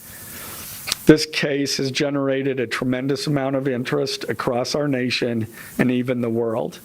The public's desire for information is understandable, but it bears reiterating that this case will be tried in a court of law consistent with our Constitution, not the court of public opinion. Thus, we will only discuss with the press, discuss the case with the press occasionally. It will not be a day-to-day or even week-to-week occurrence, but we will only do so in a manner as not to jeopardize the fair trial process. Before I conclude, I want to express my appreciation for the tireless work of our local, state, and federal law enforcement officers. They have an extremely difficult, dangerous, and often thankless job. I'm proud to acknowledge the exceptional work they do every day, and particularly their work on this case. It was truly a marvel to witness. Their skilled work and dedication have brought us to this point. I'm also grateful for the leadership demonstrated by Bo Mason, the Commissioner of the Utah Department of Public Safety, FBI Special Agent in Charge Rob Bowles, Utah County Sheriff Mike Smith, our local police chiefs, and Felice John Vitti, the acting U.S. Attorney for the District of Utah. I'm also grateful for the support of our Governor, Spencer Cox, and our Attorney General, Derek Brown, who is standing behind me today and has offered his support and resources as we proceed to trial. Finally, I want to thank our Utah County Commissioners, Amelia Powers Gardner, Brandon Gordon, and Skylar Beltran. They too have pledged to assist with the resources needed to successfully prosecute this case. I will now take a few questions. For questions, ladies and gentlemen, just really fast, if you could identify yourself and what organization. Yes, thank you. Okay. Investigation uncover any individuals that may have known about this shooting in advance? They are still looking into it. It's an undergoing investigation. So is that a possibility? They haven't ruled that out. The exchange with the roommate. Can you kind of give us a sense of, did that happen over several hours? Did that happen before? I don't have that information. Emily Anderson, Star-Safelli Tribune. I know, acknowledging that you made this decision to pursue the death penalty independently, did you hear it all from the Trump administration or Governor Cox's administration as you were working on the charges? I talked to officials from both administrations, but I was not pressured to make a decision. I understood their feelings on it because it was in the news, but we didn't really discuss that. Mr. Gray, the FBI director. Any indication that transgender issues played a role in the motivations for this shooting? I'm going to stick to what I just stated in my public, in our information. I think that is pretty much set forth there. Mr. Gray, Ben Winslow, Fox 13 News. Just asking, are you planning to file additional charges against anyone else in connection with this? Again, we don't have any information at this point of additional suspects, but I know that our law enforcement agencies are continuing to follow leads. Mr. Gray, the FBI director today said that you are, quote, or that other people, a number of people are being investigated and interrogated. So it seems that there are people who might be up for possible. Yeah, I'm not. Could this suspect was a lone wolf, or could this be part of a? I can't comment on that. I'm not aware of all their investigation. I just know that these agencies are continuing to investigate this case and follow all leads. BBC News. We would like to know, how does this possibly interface with any federal charges? That's up to the feds. They have different charges, and they're reviewing the evidence. And after they review the evidence and the law, they could file charges, but I'm not privy to exactly what they're looking at. Dennis, help me with the BBC. Mr. Gray, over here. A lot about text messages with the roommate. The governor previously said the roommate is cooperating, but could we see charges against the roommate? Again, I'm not prepared to answer that question. Is it unusual to cite a political motivation as an aggravating circumstance? It's part of our code, and so we charge that. Mr. Gray, Jim Surak with KUTV. For those that aren't of a legal mind, is this a confession, the text messages? Is that legally a confession? And is he cooperating since he's been taken into custody? Ultimately, a judge will determine that at trial. And cooperation, has he spoken at all? Has he been cooperating? since he's turned himself Again, I'm not going to comment on that. I think that any statements at all. Mr. Gray, Morgan Chesky, NBC News. Okay. What more can you tell us about the suspect's time online that some say radicalized him? I am not aware of that information. It's, again, still under investigation. And has he expressed any remorse so far about this attack? I am not going to comment on that. Is he continuing to not cooperate? I am not going to comment on that. Mr. Gray, the FBI director has been way out in front in terms of presenting evidence to the public. Your team has been very circumspect, very measured in what they've let out. Has that hampered your investigation and the build-up to this criminal? Well, as attorneys, we typically like to control that information to preserve an impartial jury and a fair trial.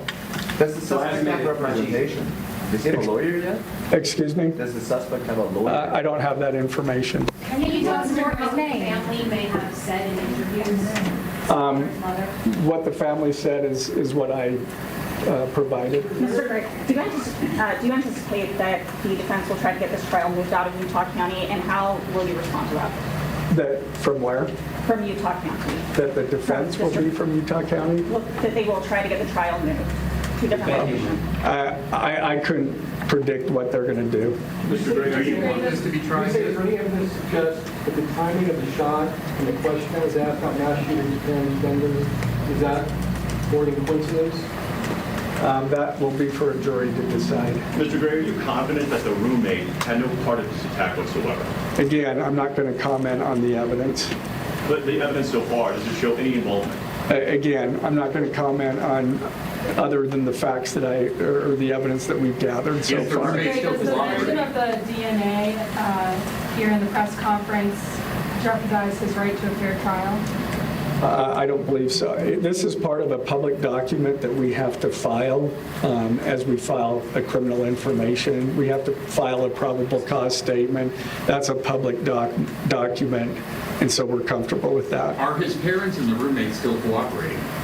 I'm not going to comment on that either. The FBI has said that this suspect had a hatred of Kirk. What else can you share about that? I can't share any more than what I've already said. This was a incredibly precise shot. Do you have any evidence that he went places to practice or have practiced movements before the shooting that he was inside, and how we prepared? The evidence that I'm willing to share is what I just read in our statement. And it's Mr. in Gray, did you the consult information. Eric Kirk about seeking the death penalty? Okay. If you could just answer, did you consult Eric Kirk about seeking the death penalty? I'm not going to comment on that. Okay, thank you, ladies and gentlemen. So significant there in the investigation into the assassination of Charlie Kirk. You've been listening to the Utah County Attorney saying that the state will seek the death penalty against that suspected killer. We've learned that he has been charged with aggravated murder, among other charges. And as you heard laid out, a number of revelations in the charging documents here. Chief among them, a text exchange, officials say, between the suspect, Tyler Robinson, and his roommate, in which the documents show Robinson said he killed Kirk, said he did it because, and I'm quoting here, he had enough of Kirk's hatred.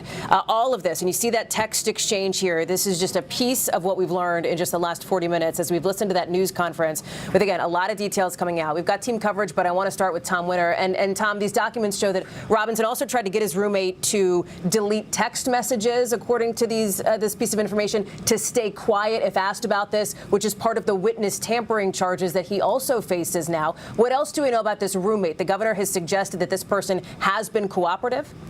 That's right, Hallie. And apparently the roommate is also somebody that Tyler Robinson, the person who's been accused and charged now with 7 counts in connection with the death of Charlie Kirk, is somebody who he has a relationship with. This person has been described, not named publicly, as somebody who is a male transitioning to a female transgender individual. And apparently they engaged in a number of text messages back and forth. There's also apparently some physical evidence. So let's start there. Apparently following the shooting, Robinson messages this individual, this roommate, and says to check under the keyboard. And under that, there was a note there that said that apparently told him about this. And he said, I had the opportunity to take out Charlie Kirk, and I'm going to take it. That message might have been destroyed at some point, the actual handwritten copy, Hallie, but apparently a photo of it was taken. And according to the information in the press conference that we just had there with Utah State Attorney Jeff Gray, apparently there's a photo of that note that was taken.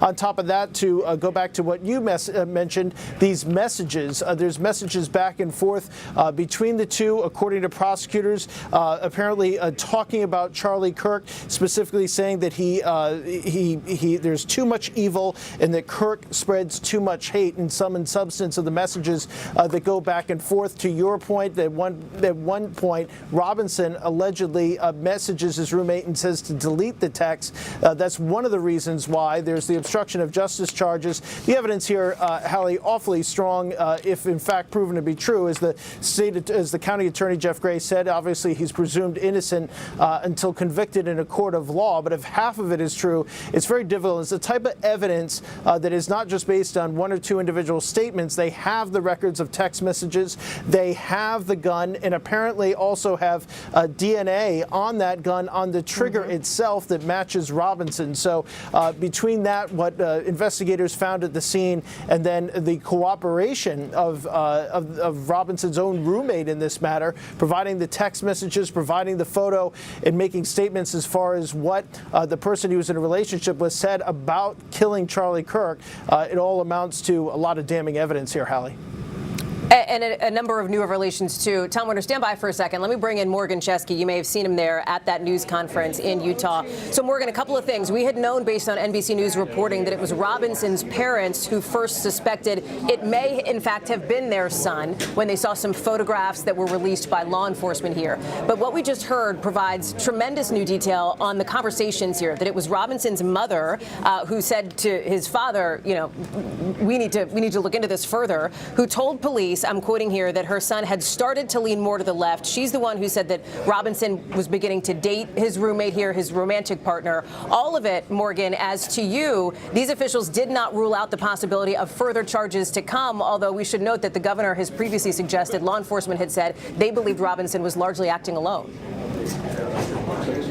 Hallie, that is the belief right now, but investigators have made it very clear that there is still evidence that's being processed. There is still the potential for federal charges, particularly with Robinson's time spent online, the potential communication with individuals outside of state lines. That does open the potential door for federal charges, but we have a much better idea as to a very grim timeline, particularly with Robinson's own mother recognizing him from those images that were released by investigators, then going to his father, who agreed with her.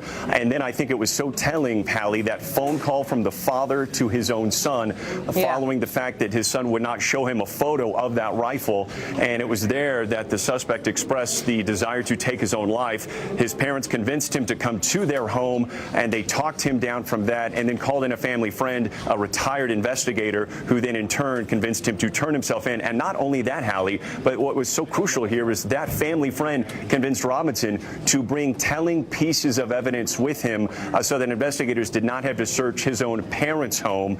We had no idea as to the extent of the cooperation, at least on that front end, before he turned himself in late Thursday. He was booked into Utah County Jail last Friday morning, and following that, Hallie, investigators say that he has remained uncooperative, even placed in a special housing unit where investigators can keep an incredibly close eye on him.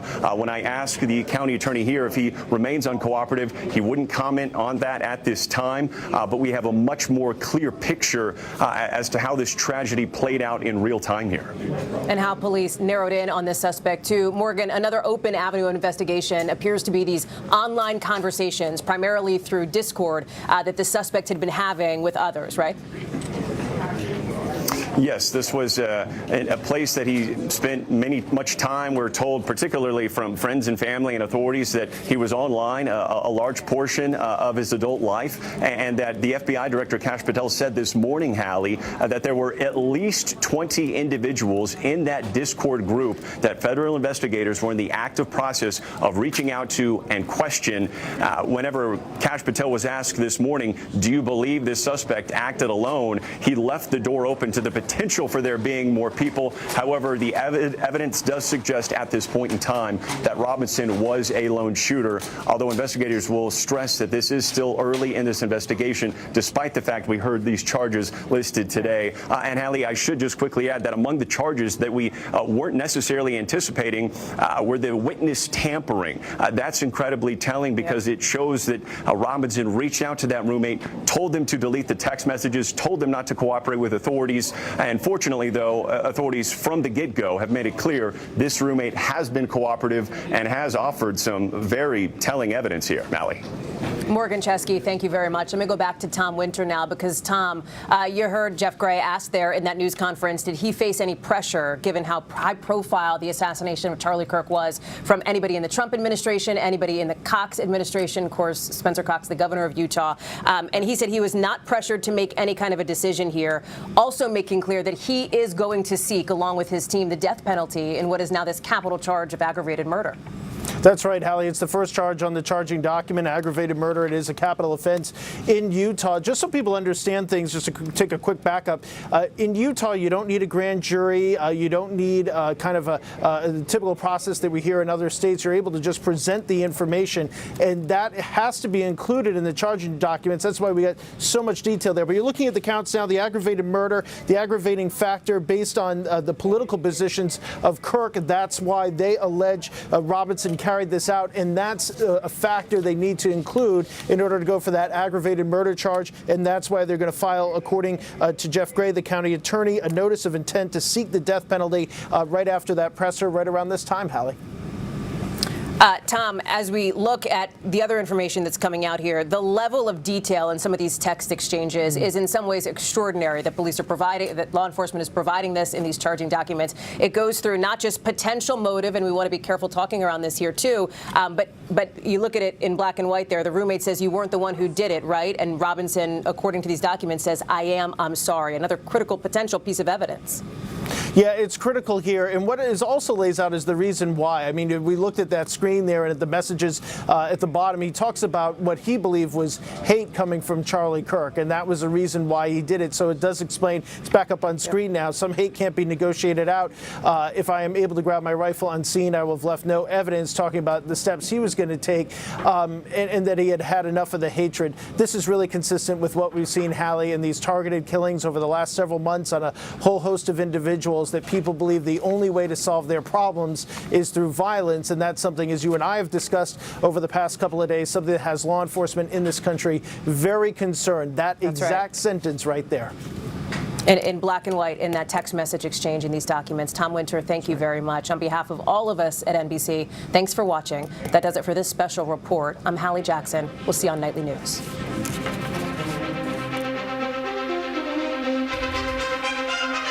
Folks who have been watching that NBC News special report regarding the suspect in the fatal shooting of conservative activist Charlie Kirk.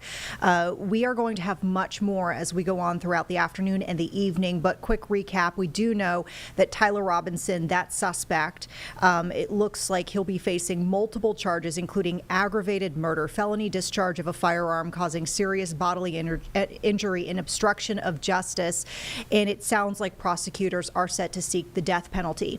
To kind of lay out the table for the next couple of hours, we know that Robinson is set to make a virtual court appearance at 5 o'clock this evening Eastern time, and this will be, of course, something that we cover at length when we rejoin you for Live Impact News in the evening, which is at 7 o'clock, and of course updates on our normal newscasts throughout the evening here on WCNC+.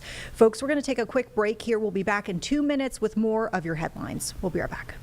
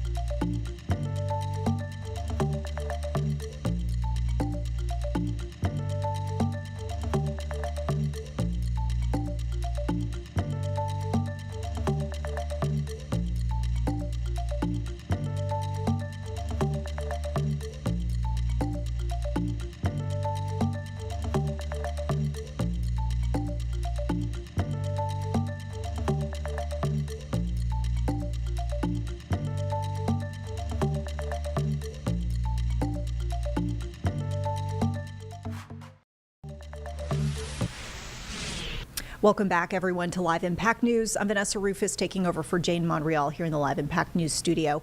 Watching a feed out of Raleigh as we speak, Wake County specifically, courtroom. We've got two brothers who are from Mexico who are pleading guilty to the August 2022 death of Deputy Ned Byrd, a story we covered for you here on WCNC Charlotte when it happened. Catching the tail end right now of this court appearance. Once again, they are pleading guilty. Shooter is set to serve life in prison without parole. Let's listen in.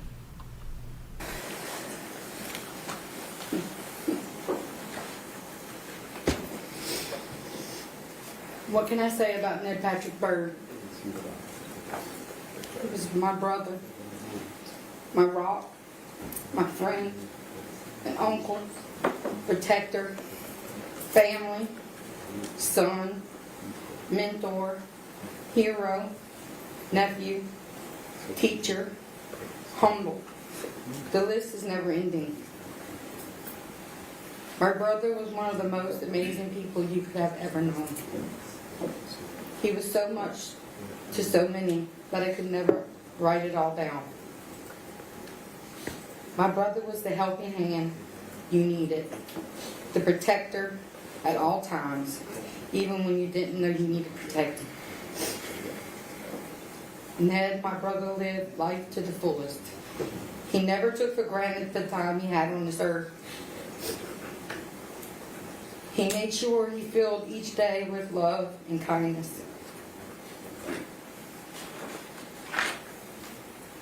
He knew life was a gift, not something that you are entitled to.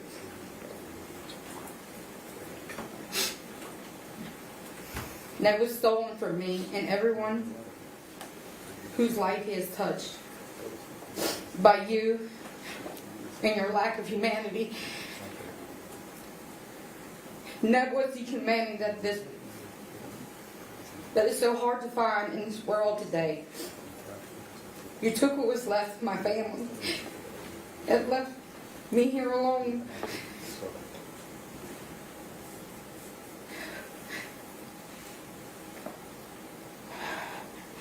Ned was all I had left, and you took him from me.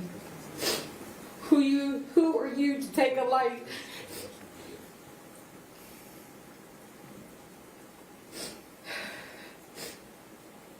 Who are you to take the kindest person you would have ever met?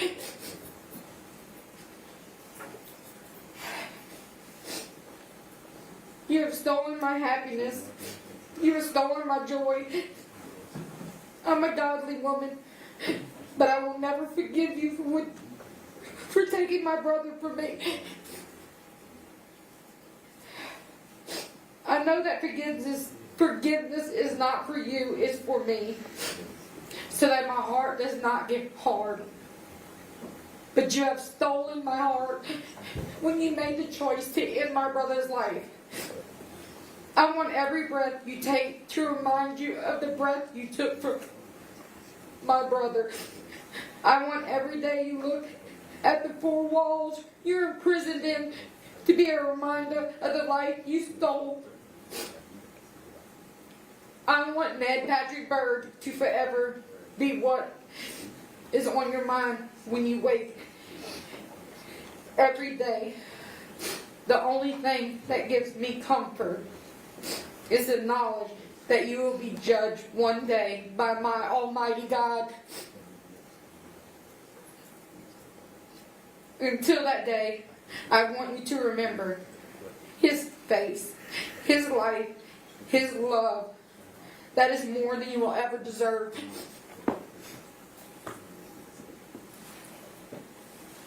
Thank you.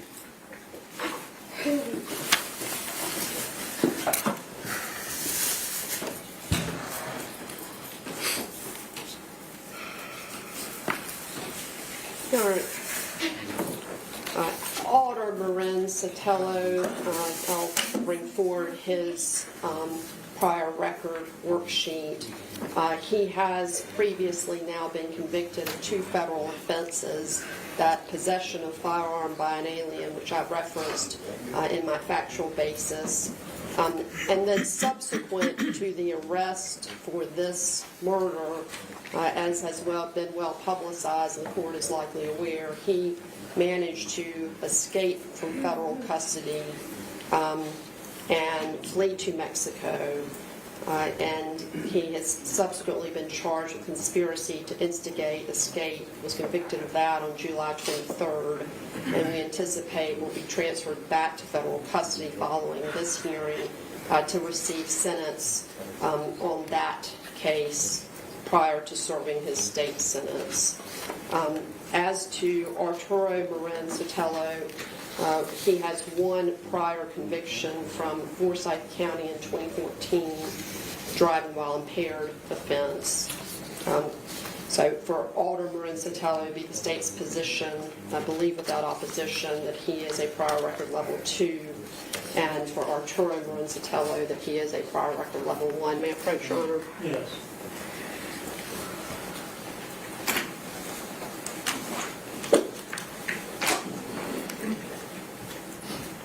Your Honor, the escape of defendant Alder Marin Sotelo set off a flurry of activity at the federal and state level that ultimately culminated with a great deal of work and effort on behalf of the U.S. Marshal's Office and the U.S. Department of Justice, both of whom have individuals here representing their office. U.S. Attorney Ellis Boyle is here with us today. I mention this in part, Your Honor, because in order to get this defendant back into our jurisdiction where he could face justice for the horrific crime that he committed, the state had to make a commitment to remove any possibility of seeking the death penalty in this case. Your Honor, Deputy Byrd was shot 3 times to the back of the head, execution style. Had we not been dealing with the very difficult reality of having to get Mr.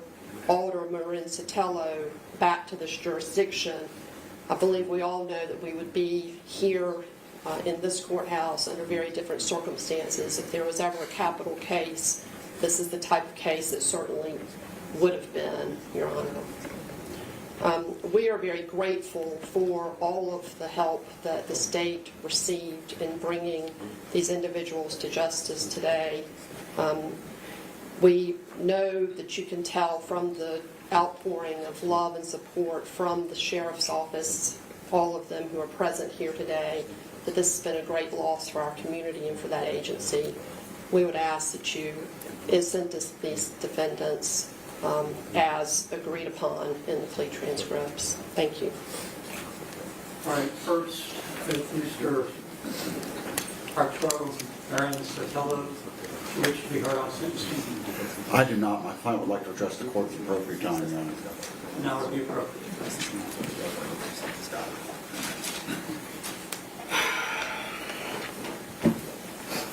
Yo sé que la señora está molesta con lo que sucedió.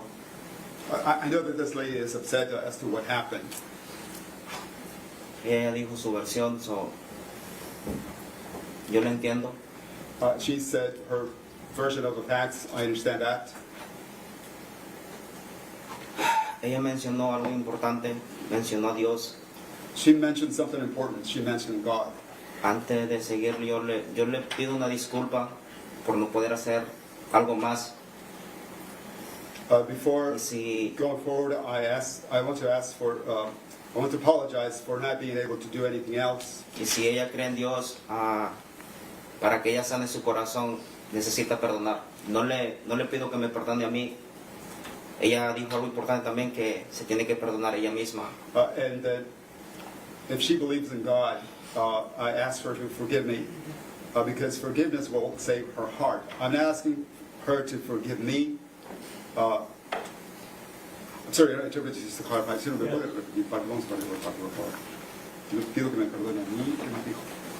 Se tiene que perdonar ella misma, como ella lo mencionó. As she said, she needs to forgive herself, as she mentioned. Independientemente de lo que yo diga ahorita aquí, no va a cambiar nada. Independently of what I can say here, nothing is going to change. Pero lo único que yo puedo hacer ahorita es pedirle una disculpa al Señor.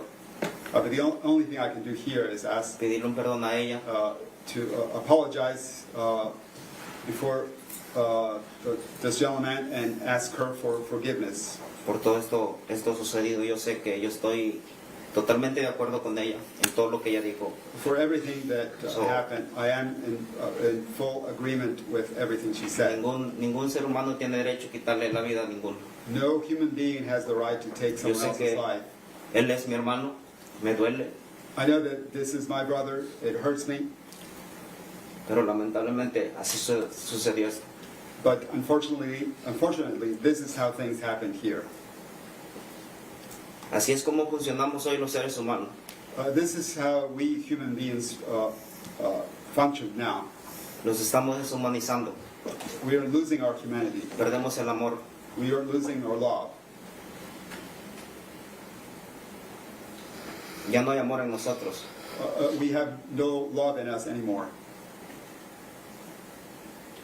Lamentablemente, así sucedió, así son las cosas y unfortunately, this is how it happened. This is how things are. En verdad lo siento. I'm truly sorry. No voy a exigir mucho más que eso. Muchas gracias, señor. I'm not going to ask for anything else than that. Thank you, sir. All right. In 22 CR 270814, Mr. Officer Marin Sotelo, wish to offer anything towards it? No, you don't. All right. In 22 CRS 271171,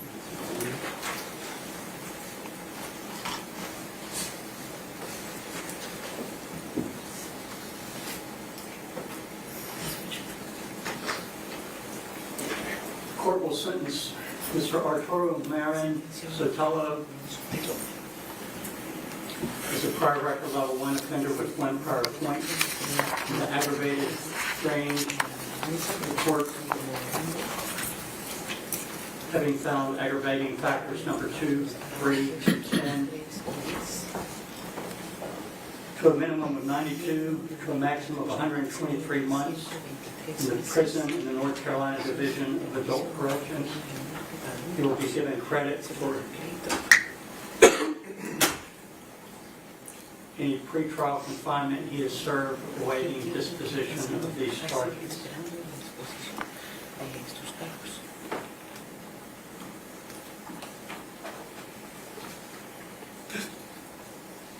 Cost of this action will be taxed against him. And in terms of attorney's fees, you all are appointed, is that correct? Yes, Your Honor. Through the capital defender? Yes. So they will take care of That's correct. the fees. All right, sir, you may be seated.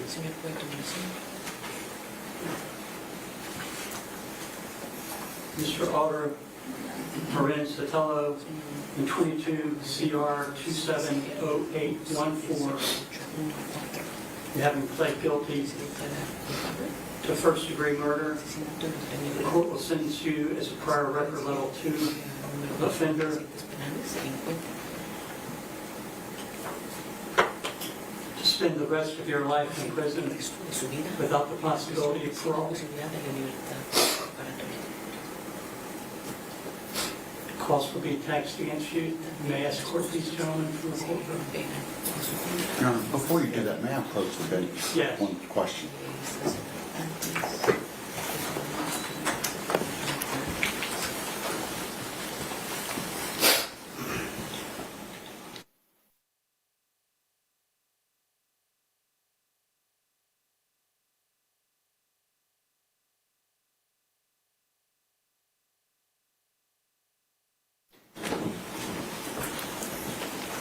You may remove them from the courtroom.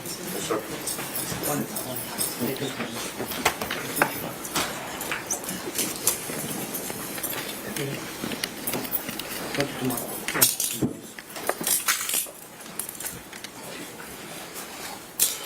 All right, folks, so you've seen there an emotional address from the sister of the fallen Wake County deputy, Ned Byrd, talking about how, the incredible person her brother was. We've mentioned before when this death happened, this was back in August of 2022, these two brothers were suspected of being involved.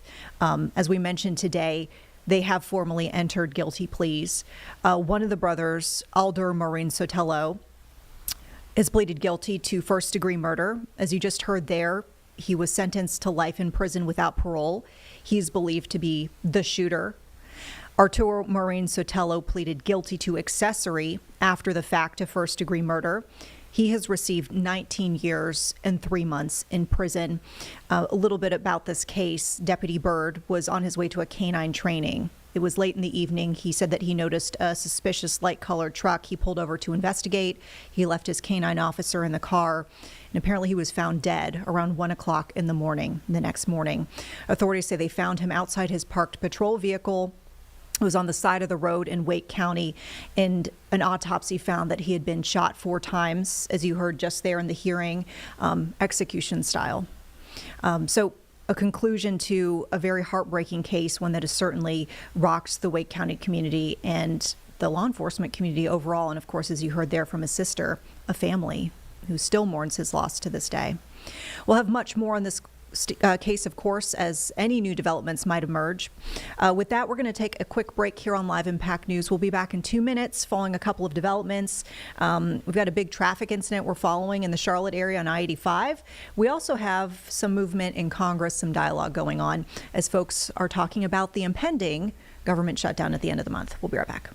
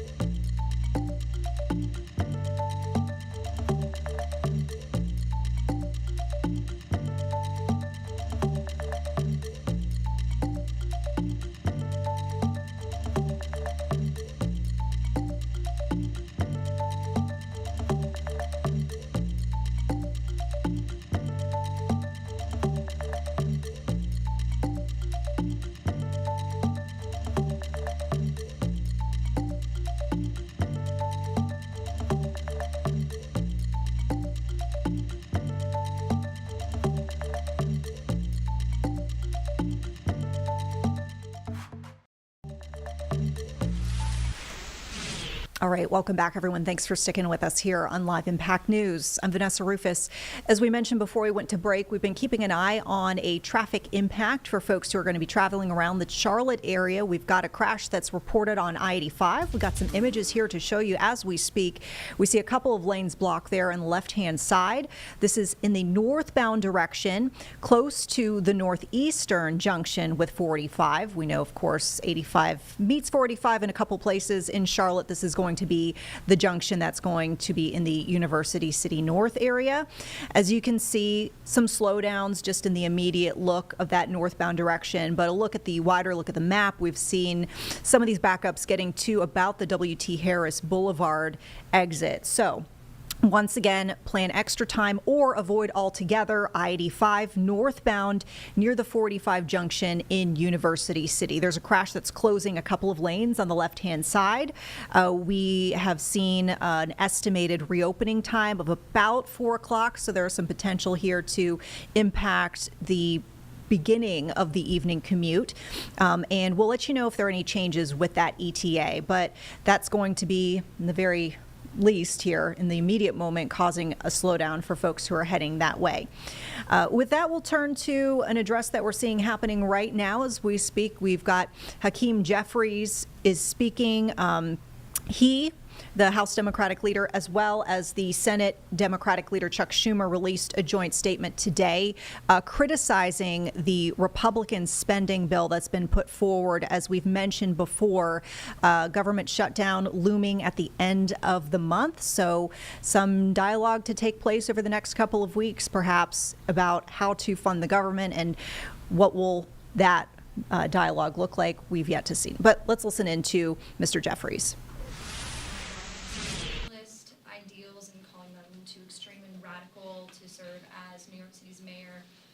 Are you comfortable with Mamdani's support of socialism, and, well, how do you feel about his socialist policies? You'll have to talk to my Democratic colleagues who have made comments, and I'm sure they will be more than willing to share their views about him.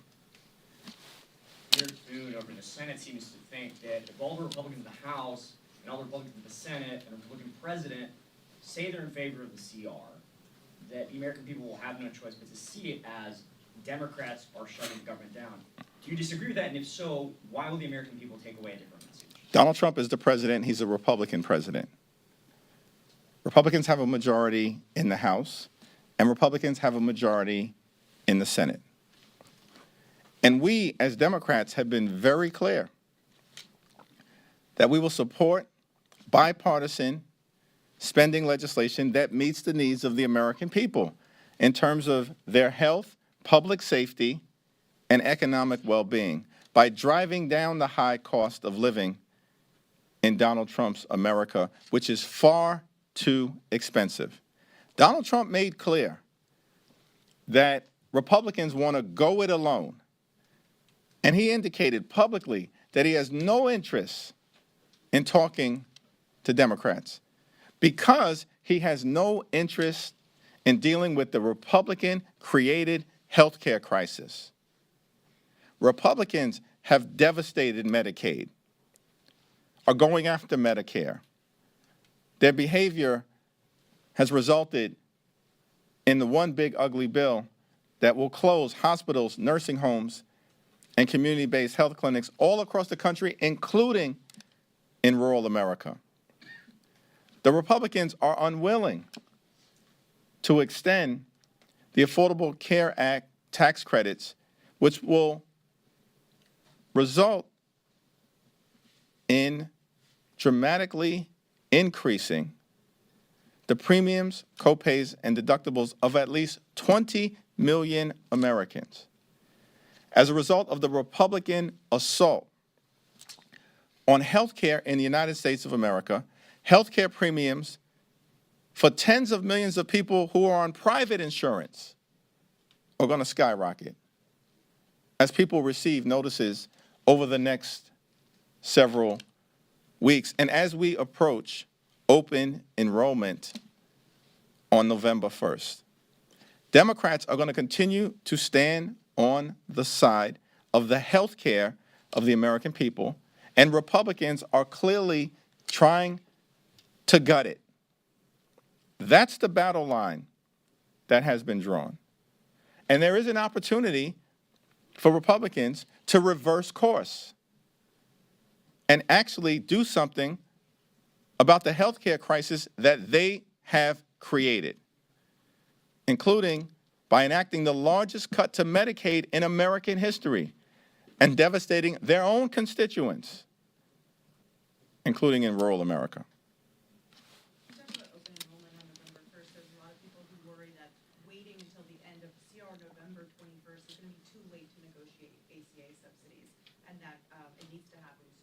Can you you talk about the timing of this and why it can't be a separate negotiation, why it has to be something that's now?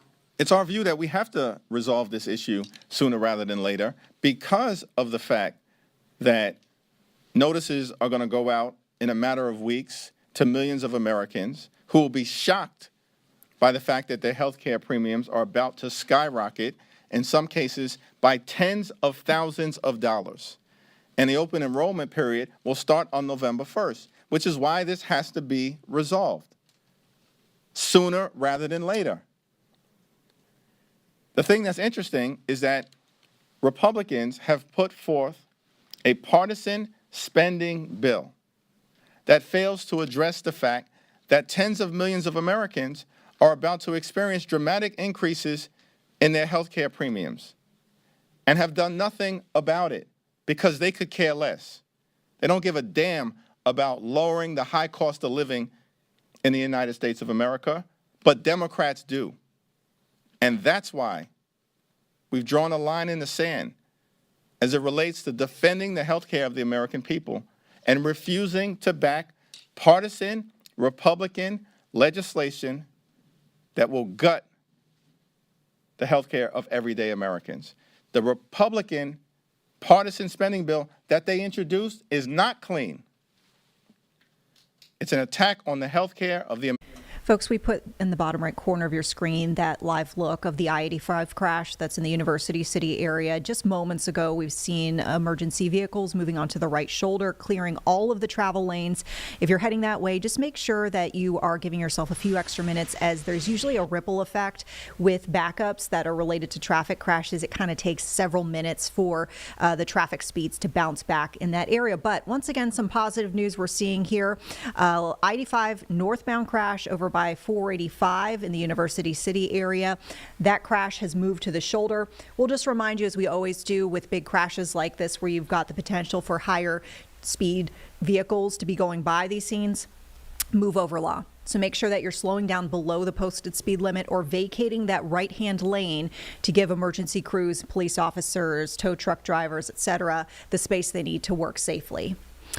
Folks, we've got a couple of other stories we're going to be following throughout the hour. Still waiting for one to get underway, but potentially an update out of Minnesota. As we told you around this time yesterday here on Live Impact News, there was a situation where multiple people were shot near one of the Metro Transit stations in the city of Minneapolis. We've learned a few more details. We're about to learn more in just a few minutes, so hopefully as soon as officials take the podium there, we'll be able to bring that to you live here on Live Impact News. With that, though, I think it's time for another break. We'll be back, folks, in about 2 minutes. Keep it here, and thanks for sticking with us.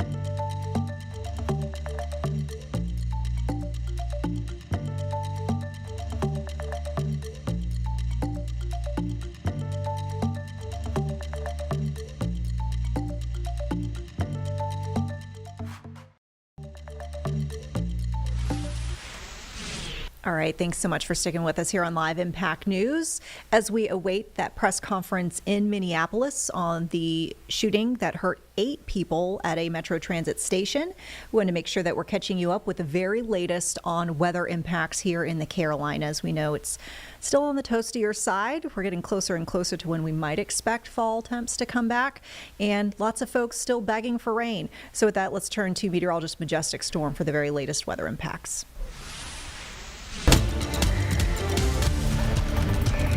Well, good Tuesday afternoon to you. I'm WCNC meteorologist Majestic Storm, and boy, we are getting spoiled with another really nice, enjoyable, very comfortable afternoon, really through most of the Carolinas. We have a nice mix of sun and clouds outside today. Temperatures will be even cooler than yesterday. Plan for a mix of upper 70s and low 80s. Small chance for an isolated shower today, much of the same for tomorrow. And then as we're wrapping up our work week, the big story is that those temperatures, they're going to surge with the return of upper 80s and possibly some low 90-degree temperatures. We're also keeping a close eye on the tropics as a tropical depression is expected to form as we're heading into the next couple of days. We'll start with this, though. If you have anything planned for your Tuesday afternoon, this is how it looks. Pretty enjoyable if you want to get outside, work in the yard. Maybe you need to go get a car wash. I say absolutely do it because those rain chances today, while they're not zero, they are quite low. Upper 70s, low 80s, pretty comfortable right around dinner time or so. So even if you want to fire up the barbecue, have some dinner outside,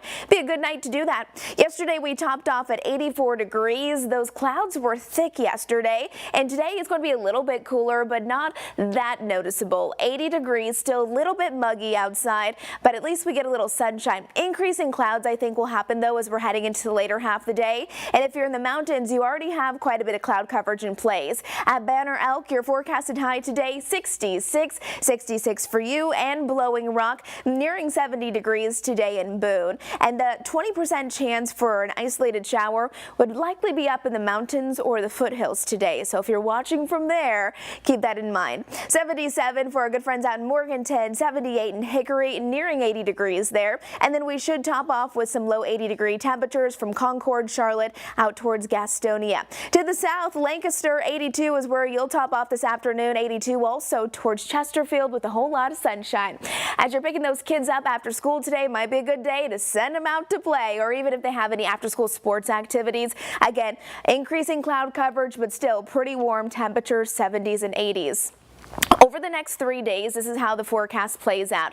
So the coolest day out of our 7-day forecast is today, and then we'll start to warm things up Wednesday and Thursday, but especially on Friday. Look at Friday. I mean, we'll be seeing those temperatures, again, upper 80s and low 90s, plus that humidity. It's going to make it feel even a little warmer than it actually is. Climate Prediction Center is also showing that the trends are indicating that the above-average temperatures will exist not just throughout the Carolinas, but really throughout much of the country. This is our 6 to 10 day outlook, so that's really going to be a big factor in our weather forecast. Higher temperatures as we're wrapping up the month of September, but the rain chances, they remain rather low for the next 7 days at least, and then next week it seems like we could get some rain showers on the way.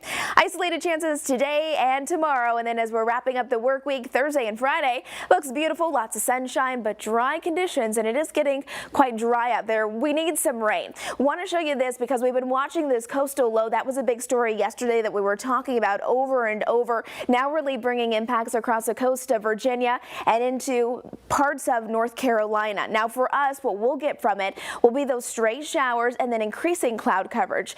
Kind of just slowing things down. Here's this afternoon. We'll watch for those showers, mainly in the mountain locations. And again, we could see more clouds later in the day. National Hurricane Center definitely has this area shaded in red with high confidence of becoming our next named storm over the next 2 days. And then another area highlighted now over the next 7 days, about a 20% chance. So that would be Gabrielle. Stay close to our weather team. We'll keep you up to date with the very latest. There's our Jerry Hunt Super Center 7-day forecast. All right, so there you have it, folks.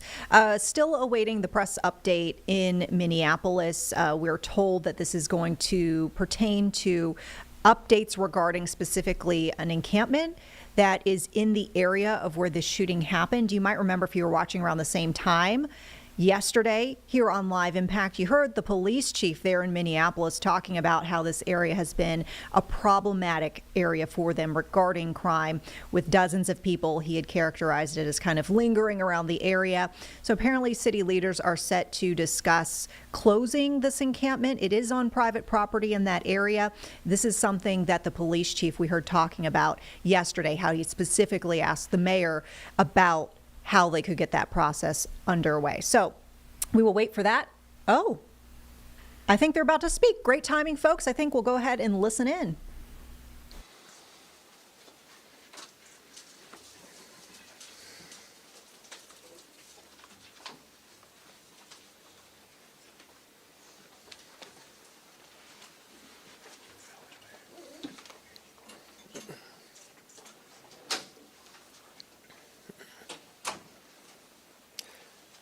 Last night, several people were injured, some of them critically, at a shooting located on an encampment on private property in South Minneapolis.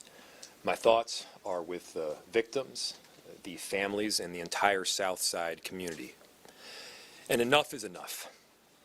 Given the urgent escalation of violence that has left so many people injured, some of them critically, it is necessary to close the encampment at the Sept property. MPD has secured the site as an active crime scene. It will remain under law enforcement control until we obtain a temporary restraining order from the judge, we hope as early as tomorrow, at which point we will make sure that the property is secured and the site is fenced off. If the landlord wants to sue us, we will see him in court. As we've said before, and we will say 100 times over, encampments are not safe. The data will reflect encampments are not safe. They are not safe for the people living at the encampment, for the people going to the encampment to buy and/or sell drugs. They are not safe for the surrounding community. We've talked about the violence and crime that plagues neighborhoods where some of these large-scale encampments and open-air drug markets exist. But it's also important to talk about the vulnerable people that are preyed upon through drug trafficking, human trafficking, and violence. These encampments regularly end with tragedy, with shootings, with fires, and preventable deaths. That is why we closed them. That is why we tried to close this encampment on several occasions. It's horrific, it is tragic, but it is entirely unsurprising. We said ahead of time that this kind of thing was likely. Why? Because we've seen it before. When encampments are not closed or prevented from forming, a huge percentage of the time they end in death, they end in fire, they end in literal explosions. Common sense says that is not a good strategy and it is not safe. And making encampments permanent, as some have suggested, is not harm reduction. It entrenches the very harm that they're trying to avoid. In fact, the city's been working for months to address safety and health at this encampment, specifically to avoid an escalation of violence exactly like this. We've issued Sept nearly a dozen public health notices for drug paraphernalia, for open fires, for excessive debris, and lack of sanitation. And despite that, he has allowed this encampment to continue. On 2 occasions, we tried to close the encampment, a clear public health and safety threat for the people living there and for the broader community, including a school which is basically next door. Now here we are. The violence we feared and worked to avoid has come to pass, leaving a wake of trauma among so many of the people who are already especially vulnerable. Through all of this effort, city crews, our homeless response team, and outreach workers have been on site nearly every day. And this is an important fact that cannot go unnoticed. We didn't just close an encampment randomly. We don't just close encampments randomly.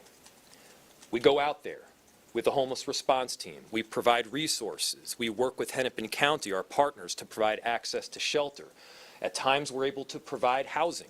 We provide wraparound support, culturally sensitive care, addiction treatment, and prevention. We go out there with a mobile medical unit to make sure that people have access to care that they need, everything from addiction to wound treatment. And yes, we close encampments because they are not safe. Closing the encampment doesn't end the support and the services we provide. We're going to continue to send our homeless response team out there. We're going to continue to deploy our mobile medical unit. Our Minneapolis police officers will continue to make sure that the site is not set up yet again on the same location. And then we're going to work with Hennepin County to connect people with housing, shelter, and then also mental health support. This level of violence in South Minneapolis is not acceptable. The community, the neighborhoods of South Minneapolis deserve a whole lot better. I have formally asked the state to provide assistance to MPD to the area in South Minneapolis, including deploying additional state troopers to support our officers that are already on the ground. Our officers are working tirelessly, but we need the state's help to provide a surge in resources that will be necessary to stabilize the area. I have spoke with Governor Walz, and I am deeply grateful for his support and his willingness to help. I'll end with this. Equivocation on this matter is unconscionable. Whether you're a private property owner or you're an elected official, the time for hedging is over. Encampments must be closed after services are offered. Once service and shelter have been offered, once wraparound support and attempts to provide care have been made, this is simply not a strategy that works. It is not safe. Our obligation is clear. Help people transition into safer, healthier alternatives, not allow them to languish in conditions that guarantee the kind of tragedy that we just saw. And with that, I'll turn it over to Chief O'Hara.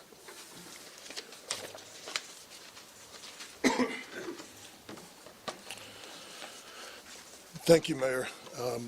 Thank you for your leadership in getting us additional resources, and thank you for your presence at all of these difficult scenes. These incidents of violence, several of which have been in crowded areas, are deeply troubling.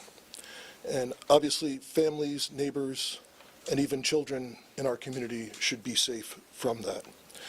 Minneapolis has been through some very difficult days recently. In the past 24 hours, we've had 2 mass shootings that resulted in 12 victims, having injuries ranging from a man with a graze wound who refused medical aid to 4 people with life-threatening injuries, 3 of whom are very, very seriously injured.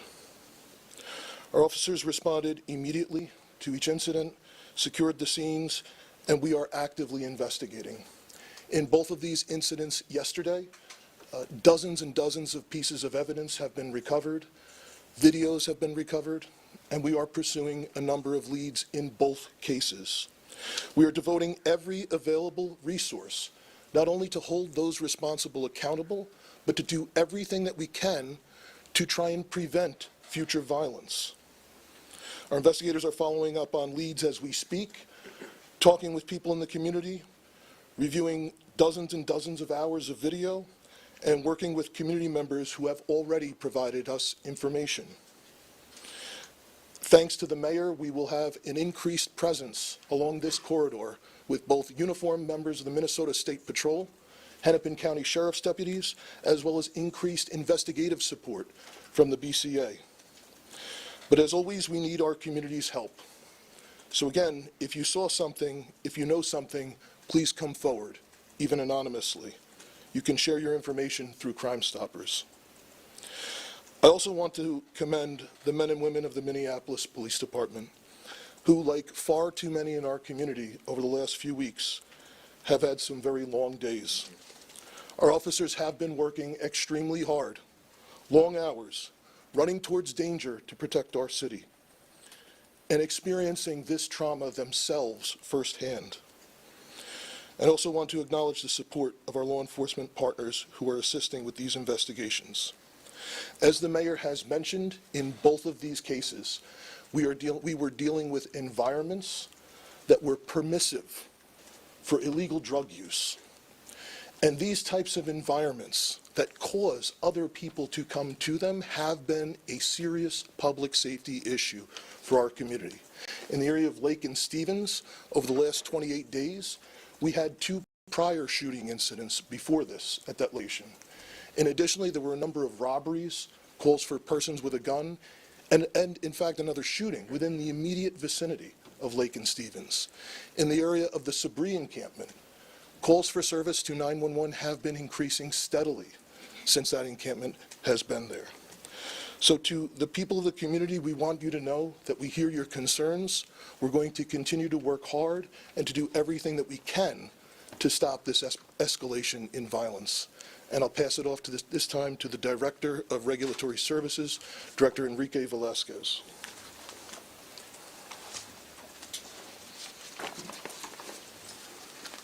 Thank you very much, Chief. Thank you, Mayor. Thank you all for being here. I'm Enrique Velasquez. I'm the Director of Regulatory Services for the City of Minneapolis. First things first, encampments are not safe. I'll say it again. Encampments are not safe. They're not humane. They're not compassionate. Our neighbors deserve better. Our neighbors living in the encampments and neighbors living in the immediate surrounding area around the encampments, they deserve better. As the mayor and the chief have already said, today we close the encampment at Lake Street and 28th Avenue South. Yes, it is a private property. It's a private property where somebody stood up an encampment and violence erupted, impacting lives. Not just the people directly shot and injured, but all those who were at the encampment as well. This comes after the property owner has been cited a dozen times for allowing a public health nuisance to exist on his property. And just to illuminate what a public health nuisance is, we're talking about the existence of drug paraphernalia. We're talking about human waste. We're talking about rotting food and other trash residing on the same place where people are living on a blacktop surface. That's not compassion. That's not humane. That's not even admirable. It's completely unhealthy and unacceptable. Today, partners from across the city came together to close and clean this site of all of the trash, the debris, the structures, abating all of the different public health that existed at this property. Our homeless response team was also on site and around the vicinity, helping individuals who were experiencing unsheltered homelessness that were removed from the site so that they get access to supportive services and access to shelter. And I thank the homeless response team. I'm thankful for the partnership with the health department, with the Minneapolis Police Department, with Public Works, with traffic control, with Hennepin County Streets to Housing, with Avivo Street Outreach, every single one of these organizations coming together to help provide support in this specific time. And our homeless response team will continue to serve in this area. They'll continue to go out and engage with every single individual, because even one person living out on the streets, even one person in any encampment anywhere is one too many. No one wants this.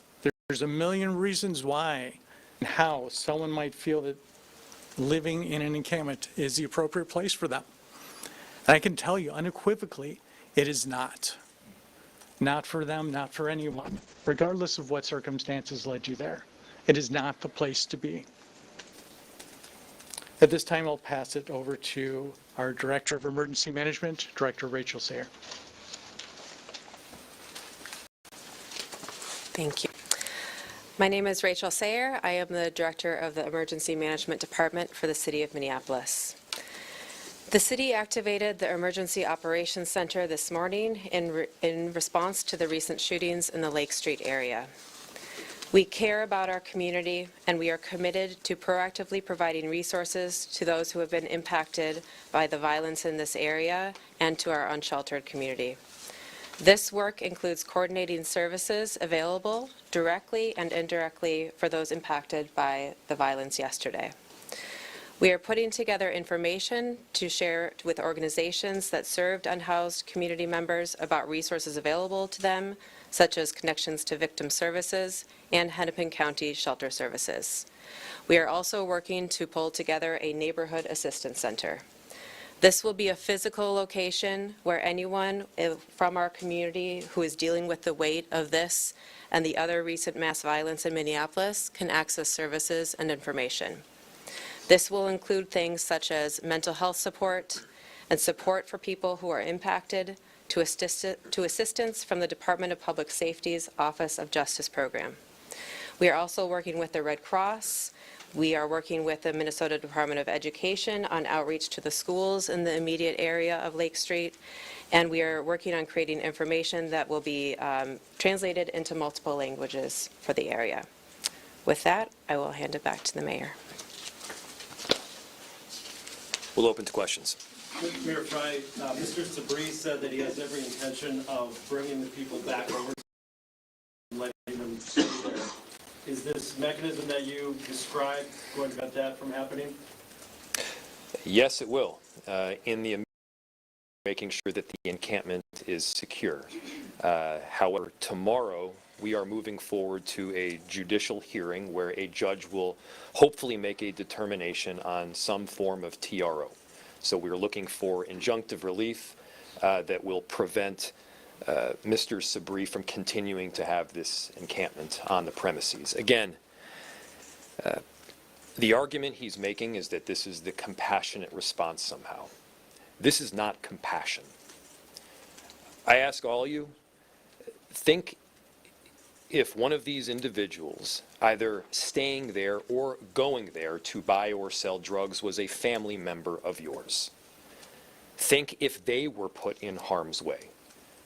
Consider if they were living in these kinds of conditions. It is not the compassionate approach to simply allow that to happen. To allow a whole set of consequences to happen that ultimately result in people either dying or the encampment itself exploding. That doesn't make sense. So yes, we are going to take every effort to shut it down. Of course, we have the judicial process that we have to go through, which we will respect. And at the same time, I, as mayor, have an obligation to keep people in this city safe. We would have liked to close down this encampment months ago. It is my goal to prevent these senseless deaths from happening from the very beginning. That's my responsibility. And when we aren't able to move forward with that because of a private property owner or because of a bureaucratic sticking point, that's not okay. And so we have this obligation to every single person that lives along that corridor and in the South Side. They deserve better, and we're going to stand up for them. Multi-part question here for whoever is able to best answer it. How many people were at this encampment who were removed from there? Where did they go? And how many, if you know, availed themselves of the services that you mentioned? So I'm going to pass that off in a second. So the question was how many people were at the encampment when it was closed? How many people took services? How many were able to receive shelter, et cetera? I'm going to turn this over to Enrique, our Director of Regulatory Services, in a second here. But first I want to just make a couple of points. There are people that reside at homeless encampments. There are also a whole lot of people that off in a second. So the question was how many people were at the encampment when it was closed?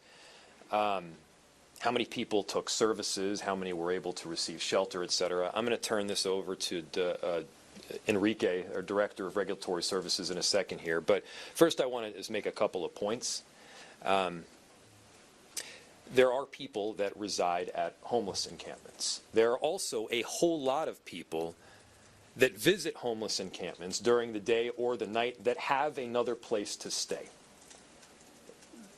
Are they on the homeless encampment on a routine basis? Yes, they are. Do they add to the general population that exists within the premise of a homeless encampment? Yes. But these are not people that are void of a home and a place to stay. A lot of them have homes.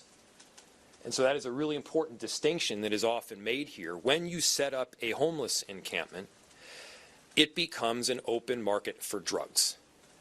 When you have this kind of permissive nature at the homeless encampment, you are setting up the ability for somebody that is either addicted or going through a really rough patch in their lives to have a place where they know that they can get those drugs in the very short term or in the immediacy. That's not safe for any of us. And so, again, we have an obligation not just to the people that are living there, not just the people that are going there temporarily, but others throughout the city that now know very well where they can get hard drugs. That's a significant difference from 20 years ago. And it's one that it can't go unnoticed. We got to just tell the truth here. I've been saying this for years. These encampments are not safe. They are not compassionate. Think of the people there as your family members. And now tell me, do you think that would be acceptable for your family member to live there? We need to be treating people that we don't know like they are members of our family. Director, can you give a count as to how many people? Certainly. So to answer the question on how many people are at the encampment, based off of the last visit prior to today, there were approximately 70 to 75 people who were occupying space at the encampment. I can't say conclusively that they were residing at the encampment. This morning, following the shootings that took place, there were approximately 30. And when our outreach teams did engage with individuals, only one person was interested in shelter. We did help secure shelter for them. Mayor Frank, Mr. Sabri said. All right, folks, our time here on Live Impact is coming to an end. The news at 4 is just moments.